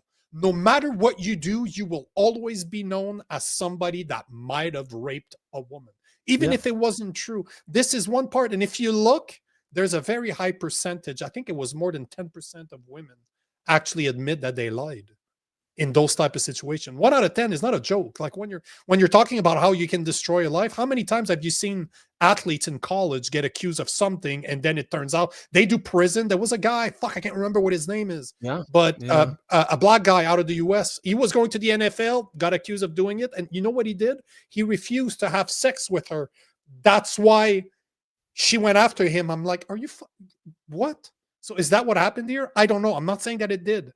But the point in the matter is that in order to be found non-guilty, all the defense need to do is to put reasonable doubt. If the judge just dismissed the juror because she thought they were going to go not guilty, and then now who knows? Maybe the best reason you got is because they might have made fun of the jury. Are you fucking serious? Fucking guys in the comment section are making fun of my pink shirt right now. Does that mean I need to shut down the show? Like, are you fucking serious? Like, no. It doesn't. Yeah. You know what? It just does not smell good. I agree. What's your expression about the dog shit? That's That's pretty legit. Looking around to see if my dog had taken a dump beside me. Yeah. Jason says, agreed. Their face is associated with this stigma forever. The question is, where do they get their reputation back? And that's a good point that you brought up. And it's sort of this weird paradox with the Me Too movement, where on the one hand, because along with the Me Too movement, there came this other thing where it was like men shouldn't, if you're accused of rape, I've heard people say this. My family famously does not talk politics because, there's 6 of us. We've got like some liberal sisters. My brother's conservative. You should invite me to one of your family dinners. No, I never invite you. I like to throw a fucking shit bomb, fucking grenade, and then I'm out, bitches. I'm just gonna walk out. but this happened like maybe 2 years ago. It was my brother brought his girlfriend, and we were talking about, I think it was a Johnny Depp Amber Heard case. But the point was, she was saying, if a man is accused of sexual assault or rape, he should not. This, as Leah says, he should not defend himself because that discourages future victims from coming forward. And I do not like to talk politics in my family's dinner table, but I was like, that's fucking bullshit. Like, and this is the paradox of the Me Too movement. On the one hand, they've elevated rape to be essentially a crime almost as bad as murder. And I'm okay with that. If you want to do that, fine. But at the same time, you have to make the penalties for false accusations equally as serious then, because you can on the one hand say rape is now as serious as murder. And on the other hand, say, but if you get accused of it, you're not allowed to defend yourself. Like, you can't have it both ways. That's bullshit. Because if you're going to make it that serious, then even the accusation can ruin your life. And you have, like, it does a disservice to actual rape victims to have false, there has to be a punishment for false accusations. There has to be. And right here, like Jason is saying, Nico, the woman recanted and they had to let him out. His whole career, he can't even get a job right now. Yeah. Not only did he spend time in jail, he missed on an NFL career because supposedly that guy was like a fucking stud of a football player. And so we're talking about the same. I just can't remember the name, but that Me Too movement is around when I started creating content. Like, it's just before COVID. It's like 2019. I think it was really a big thing. And I remember being at the cottage. I had my ex back then is a anesthesiologist. So all of her friends are doctors. So we're sitting, we had a weekend, like in the woods, we have fun. We're just chilling for a weekend. Yeah. They're all very good looking women, all making 500 grand and more a year, right? It's all women that are doing a shit ton of money that are what men are going after. They're all good looking girls. Yeah. And they started talking about this. And of course, the asshole that I am, I'm just listening to them. I'm like, okay, cool. They're like, oh yeah, they're similar to what you're talking about. Men should be held responsible, blah, blah, blah, blah, blah. I look at them. I'm like, okay, cool. You guys are good looking girls, right? So you must get sexual harassment on a fucking daily basis. Considering what you guys do, you're in the public every day. None of them could give me one single example that was real. Oh, I felt that he looked at me like that. I'm like, no, well, fuck off. It's like that thing with the judge. But hold on. So I look at them. I'm like, okay, cool. You guys are done. I can name you 2 different stories where I was sexually touched by somebody at work. I was in a sales kickoff years ago. We're in Ottawa in a bar. Literally, I was working for Rogers Communications back then. I don't give a fuck. I'll put them on the spot. I'm working for Rogers Communications back then. We're in an Ottawa bar. The president of Rogers Telecommunication, the part that sells to businesses, rents the bar out. Literally drops the credit card on the table and he's like, have a good night, guys. We'll see you tomorrow. That's the type of party we're talking about, right? Yeah. Everybody's getting drunk, but I've always been very careful. I don't drink. I'm not a good drunk, so I tend not to drink around people I don't know, especially not at work. Yeah. So there's the director of marketing shows up to me, starts kissing me. I push her away. I'm like, yeah, no, sorry, not interested. She tries to do it again, and she does it again. After I said no, she does it again. To a point where the sales manager came, grabbed her, and is like, yep, we got to bring you back to the hotel. You know what I did? Nothing, because I understand people are assholes sometimes. People drink and they do shit that, you know what? Shit happens. Not a problem. Like, I'm not interested. You did it again. I get it. I get it. I had multiple stories like that of being technically sexually, is it abused? I guess so. I guess you. Okay, you know what? Let's call it. I had multiple real Me Too movements where I could have went to the company. I could have sued that company, made a shit ton of money because they never apologized. They never did. They never addressed it. She kept her job. Don't worry about it. Mm-hmm. I had more stories than really good-looking women that men want. This is how much bullshit that fucking Me Too movement was. And the story about, what was it about, shit, what's the name? It was right there too. Johnny Depp and Reed, same thing. Yep. She was shown to be a fucking nutcase. Yet everybody believed her. It was all his fault. Johnny Depp was crucified in the public eye before ever stepping in court. This is the whole thing about the Me Too movement, right? Oh, don't believe the woman. Don't believe the men. Men don't have the right to defend themselves. So what would have happened if that same woman did that, not in front of other people, that she just did it, the same thing, but she didn't do it in a public setting where everybody was there to be on my side, and I would have pushed her off, say, you know what, I'm not interested. She gets insulted, and then she turns around and say, you know what, Nico there touched me. Oh yeah, she would have, and this has happened multiple times. There are people out there like that. Like, so imagine if that happened to me in a non popular setting where there wasn't 100 other people around that could have said, hey, he didn't do anything wrong. He was pretty good. He laughed about it afterwards. It was fine. But can you imagine if I would have pushed her off and say, you know what, I'm not interested. Somehow I touched the top of her boob. Oh shit, I just grabbed her boob just because I did not want to have sex with her or whatever the fuck it is that she wanted. You know what I'm saying? Like, this is how fast this fucking goes. And then you have people telling me you shouldn't be allowed to question. Yeah, fuck you. I'm not allowed to question. Are you fucking kidding me? As Wise Guy says, what I know personally is that a woman scorned is one fucking mad bitch. I mean, I think most guys who have resentment, who have gotten, who have some experience with dating women, and most women are not, right? Most women are not psychos. Most women won't do that. Just like most men are not pieces of shit, but they're out there, and those there is that kind of crazy women. Jason, Nico wearing pink and drinking with strangers. What could possibly go wrong? Agreed, brother. But better watch your drink there. Yeah, Therese is saying, thank you, Nico. People need to hear this. Yeah, and you know what? It's just one of those things that people drink. You know what? I've realized with time? Drunk people are fucking stupid.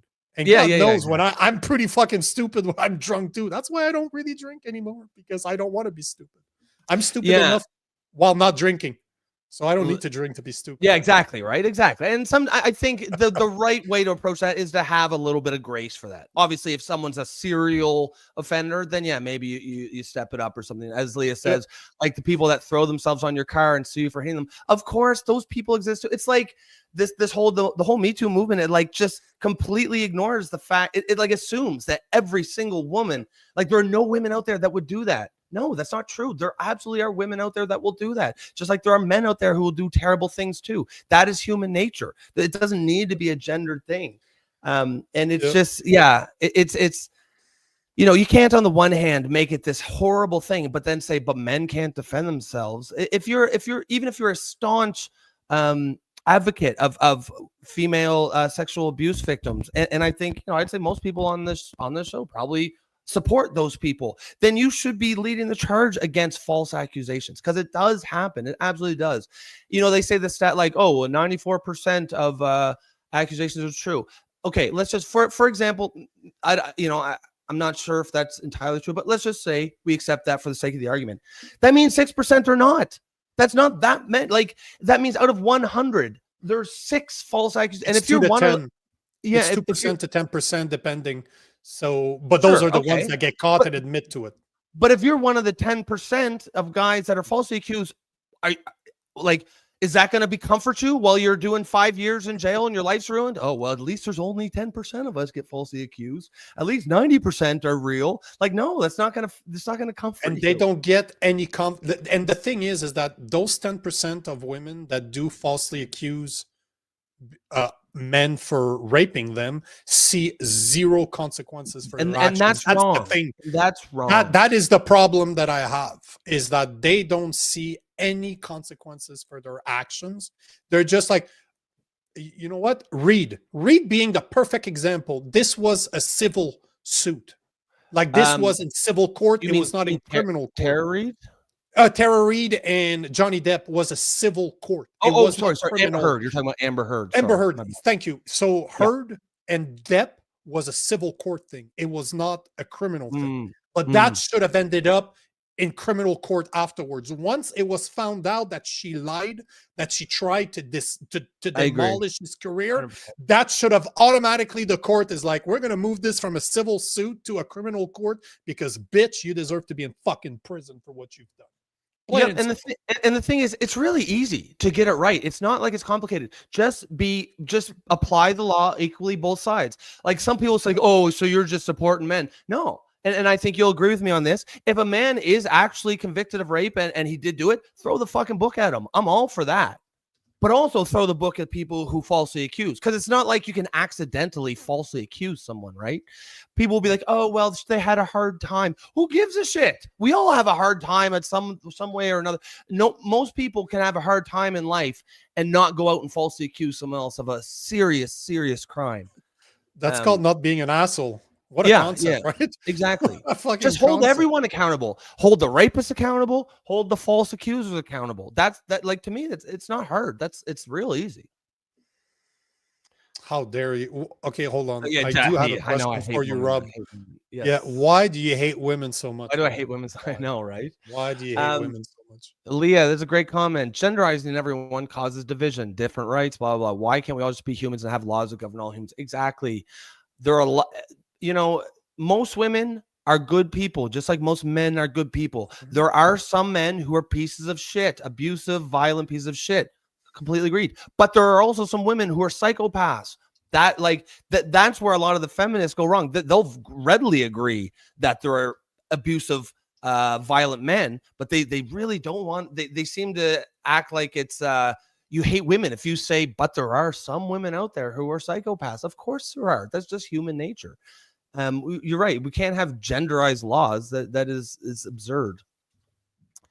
Nick says, when my daughter was at RMC, the Arbor report tried to convince the female cadets they were being sexually harassed. Most of her female year mates disagreed. Yeah, that's another thing too. There's a lot of, for sure, if someone's actually being sexually harassed, I fully support they should bring that up through the proper chain of command or whatever institution or company that they work with. But there definitely is a movement out there to convince women who are not being harassed and don't feel like they're being harassed that they are being harassed, and that's wrong too. Let me give you some statistics for your ass. Did you know that 44% of lesbian couples report violence and an abusive relationship, which is the highest? This is the highest rate. I've seen 63%. The most chances a woman has to be physically or emotionally abused in a relationship is if she is in a relationship with another girl. So 44% of lesbians report abuse in their relationship. 61% of bisexual women report some type of rape or physical violence by an intimate partner, as compared to the 35% of straight women. 26% of gay men report physical violence, and 37% of bisexual men have experienced some form of rape or physical violence, compared to the 29% of straight men. So basically what you're saying, straight men experience, 1 out of 3 men experience some type of violence, physical or emotional, in their relationship. The lowest chances you have to be abused in a relationship is when you're a dude fucking another dude. And the highest form of abuse out there is lesbians. But yet it's a man problem, right? That is the statistics that I've recorded so much content on. And you know what? Feminists fucking hate numbers. Oh yeah, they hate stats. They hate stats. Explain that one. Explain that.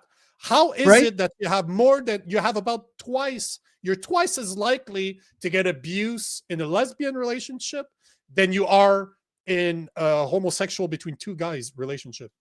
Well, but men are more violent. Remember, men are more violent. And I can tell just by the numbers that you gave me, like I guarantee you the debates you have with feminists, when you bring that up, they'll probably say something like, oh, you're just covering for men, or you hate women, or some nonsense like that. And to me, when I hear stuff like that, what I say is I just echo what Leah said. What that tells me is we just need to just apply the law equally to everyone, because we understand that anybody has a capacity for violence.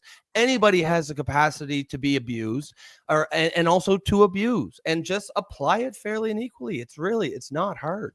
It's actually really Amen, easy. Leah. Yeah. I do not associate common sense women with the feminist movement. So I know it's the first time you're here, but I love women. Both Rob and I love women, but unfortunately, common sense women and feminists are definitely not the same. Not the same at all. Like, feminists are woke. I dislike the woke culture. It bothers me to no fucking end. I'm just pointing out that the average woman, the non-feminist one, has never heard those numbers before. They're not aware that lesbians are far more likely to report abuse, sexual or emotional or physical abuse, than gay men, like twice as much than gay men. And those are small numbers, because the numbers I've seen before is 63%. Is between 60 and 63% of lesbians report to have been abused some way in their relationship by their partner, compared to 22% of homosexual men. Because now you're not more at 2, you're more 3 times. The numbers I've seen is you're 3 times more likely to get abused in a lesbian relationship than a gay men relationship. That's wild. What's the common denominator here? What is it? Is it women, lesbians, women. men? Oh, yeah. Exactly. It's just yeah. And And I mean, I'm not saying that women are worse or men are worse. yeah, All exactly. I'm That's saying yeah, is, exactly. It's everybody. the point in the matter is that we need to start understanding that men and women do not abuse the same way.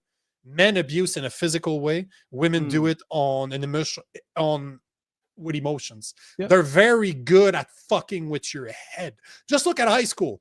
How do women and men get bullied? Men get bullied by getting their ass kicked, by being physically abused. And you look at women. How do they fuck like with other women? Like, bro, talk women about are behind the ruthless, bro. back.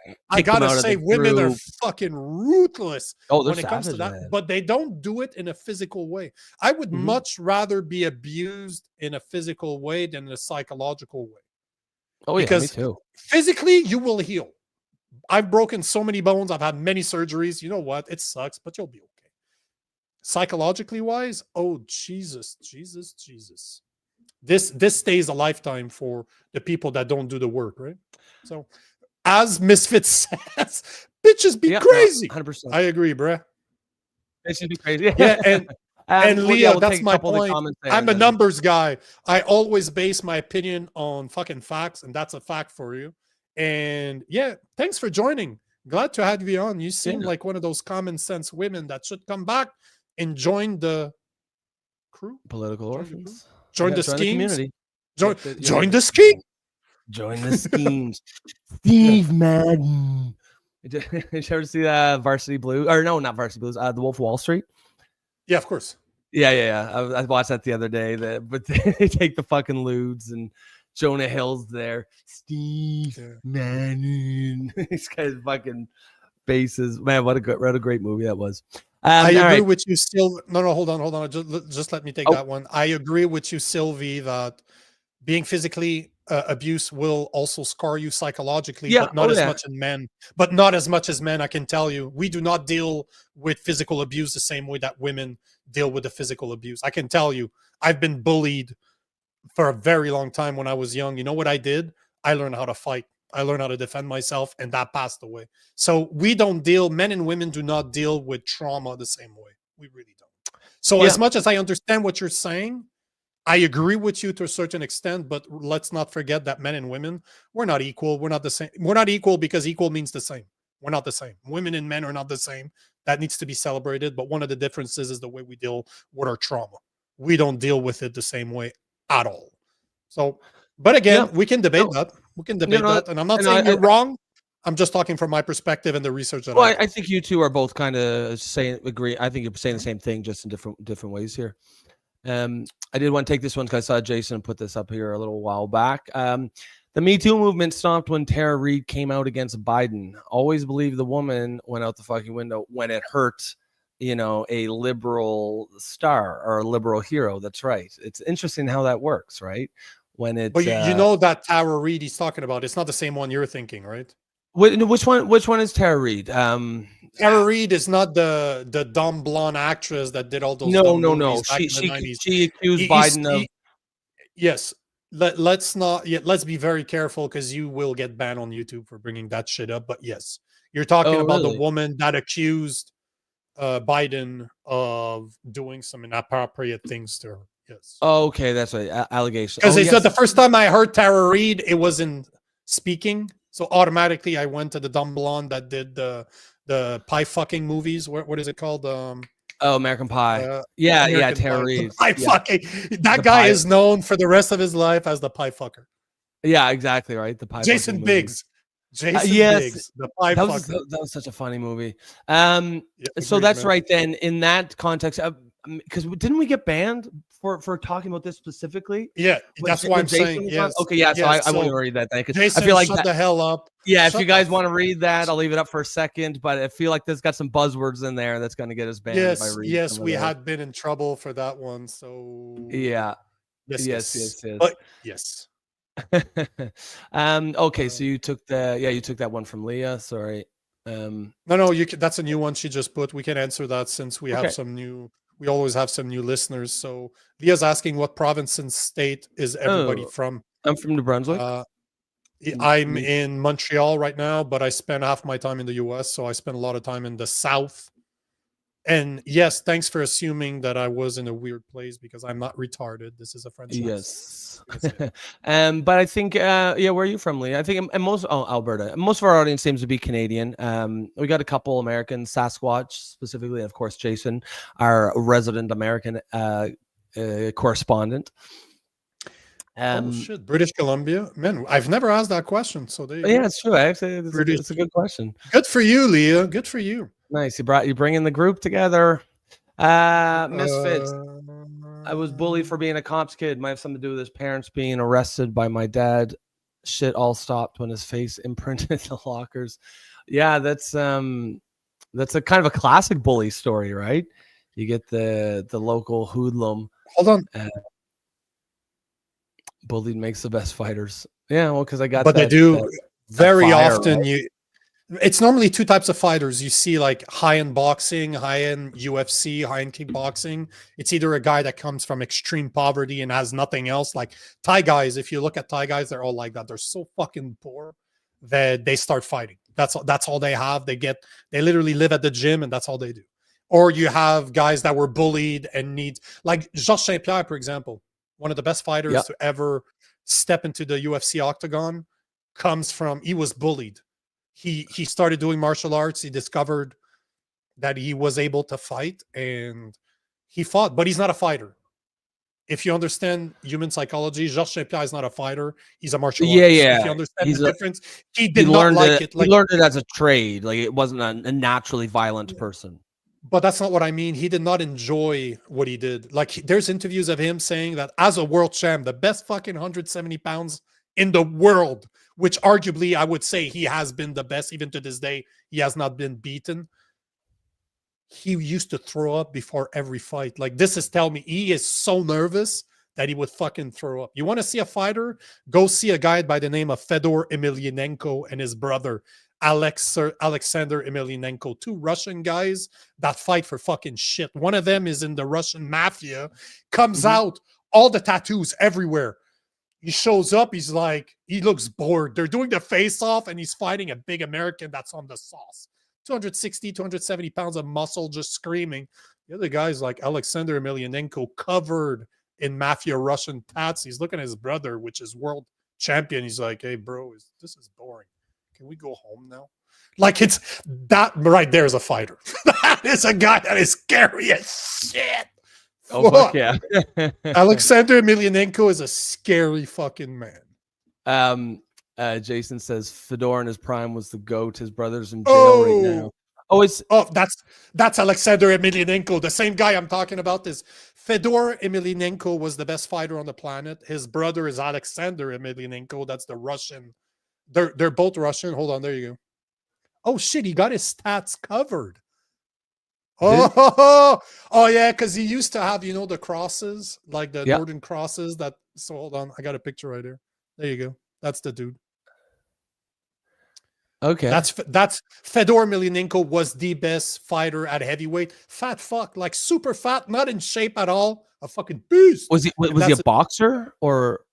Oh, see, there you go. See, there you go. He did have his, just to prove I'm not a liar. See right there, he covered his stars because that's what he used to look like.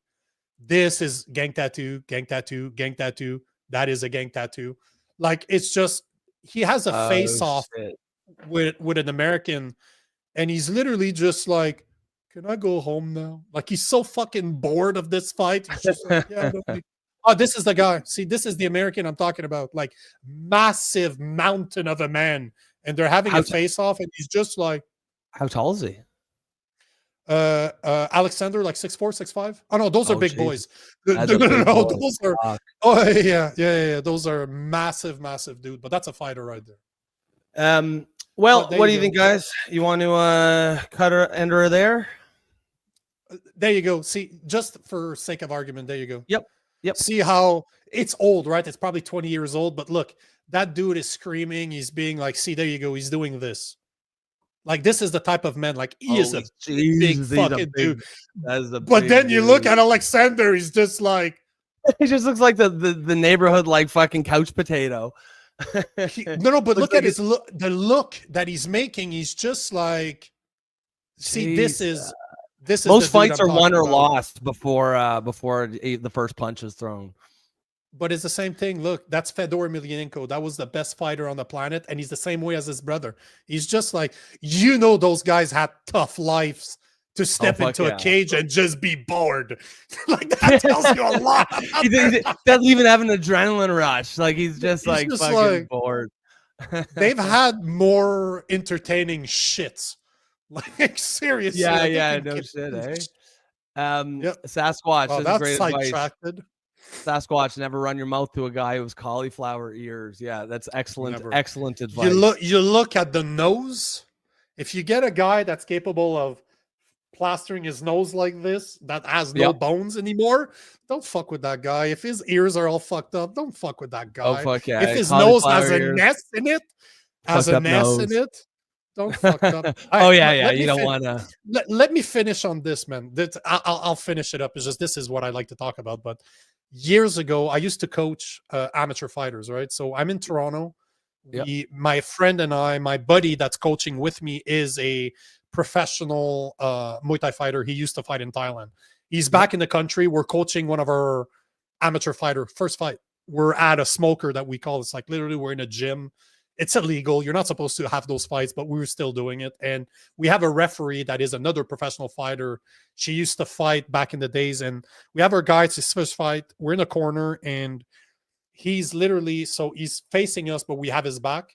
We have the referee in the middle, which we know is a super nice girl. You're muted, by the way. And then you have the other fighter. And all you see is the girl, like our guy gets hit. We don't see it because we have his back. She does this. She's just like, she looks at us. She looks at him. She stops the fight. The guy comes, literally his nose like this. Like his nose flattened. A flat on his face, eh? But this is not what's funny is that my buddy that spent, I'm pretty sure he spent a couple of years in Thailand. He's looking at me. He's like, hey, bro, I'm going to fix it. I'm going to fucking fix it. We didn't even care that he lost. He's just like, he looks at me. He's like, I'm going to fix it. We go to the bathroom. It's like, hey, bro, look straight. Oh, fuck, no way. But that is once you're used to fighting, shit's going to happen, right? How many bones have I broken? How many surgeries have I had because I didn't get my bones fixed? I just like, fuck you. It will heal. I can't stop training. That's right. So on that note, we'll probably call her a day. Got a lot. Is your girlfriend trying to tell you that, hey, man, you're neglecting me right now? Because we can see you going on mute like a little bit. Yeah, she just got home. Of course, just got home. Hey, guys. Well, I mean, it's also time to go as well. We've been going for 2.5 hours. The guy in the pink shirt is a manly man compared to that fucktard over there. I'm like, oh, honey, I'll be down in a minute. No, I wasn't actually, of course. Sure you were. Elbows Sylvie, up. Elbows up. Yeah, elbows up, bitches. Sylvie says, are you guys going to be streaming on Monday? Yeah, we're going to be on Monday, right? Of course. Why wouldn't we be? Well, it's a holiday, but we don't stop. I haven't taken a holiday. I don't take fucking holidays. Yes, exactly. We're that's for the peasants. We're on the grind. We're on the grind for sure. But yeah, no, that was we'll enter there because it is, it's 2:40, sir. 2:40. Guys, another excellent episode. Thank you so much for the comments. Lots of new faces. Leah, appreciate your comments, especially today. Hopefully we see you around. Guys, have a great weekend, everyone. As always, you could have been anywhere in the world today and you chose to be here with us, and we will always appreciate that. I think does look like he's a misfit. No experience polishing the knob, my man. Getting the knob polished. I mean, yes, I'm the other way. Definitely lots of experience getting the knob polished. But Jason says, I love the shit out of you guys. Jason, we love you too, brother. You, man. Hillbilly, you have a great weekend. Therese, Great job. It was nice to take a break from Canadian politics. Yeah, and that's the other thing too. Actually, since we're going to mention that, and I was even going to mention this to Nico, but like, you know, if there's not a story, we're not going to. Basically, the topics are going to be interesting topics of discussion. If there isn't an interesting topic of discussion in Canadian politics, we're not going to force it. You know, we're going to do whatever's trending. Like, you know, the hockey player case, that's probably the kind of story that we will do. Just something that's relevant to the culture, you know, because I noticed that got a lot of engagement, you know, just stuff that people are interested in. Of course, we are going to be primarily about politics, but, you know, if nothing's going on, we're not going to sit here and talk about what Carney had for lunch or anything like that. So you don't need to worry about that, right? Essentially what we're going to be talking about interesting topics. And if there's nothing interesting in politics, if there is something interesting, we'll cover it. But if not, we'll find something else. So yeah, no worries about that. Guys, have a great weekend. Be safe. Have fun. We will catch you on Monday. And then we will hit the Discord. Leah, if you want to join, it's if you want to support the show, it's $2.99 a month. You get full access to the Discord server. And other than that, you guys have a great weekend. Be safe. Don't do anything we wouldn't do, or maybe you should do that. Do everything we would do. Yeah, do everything we wouldn't do. Exactly. Yeah. Peace.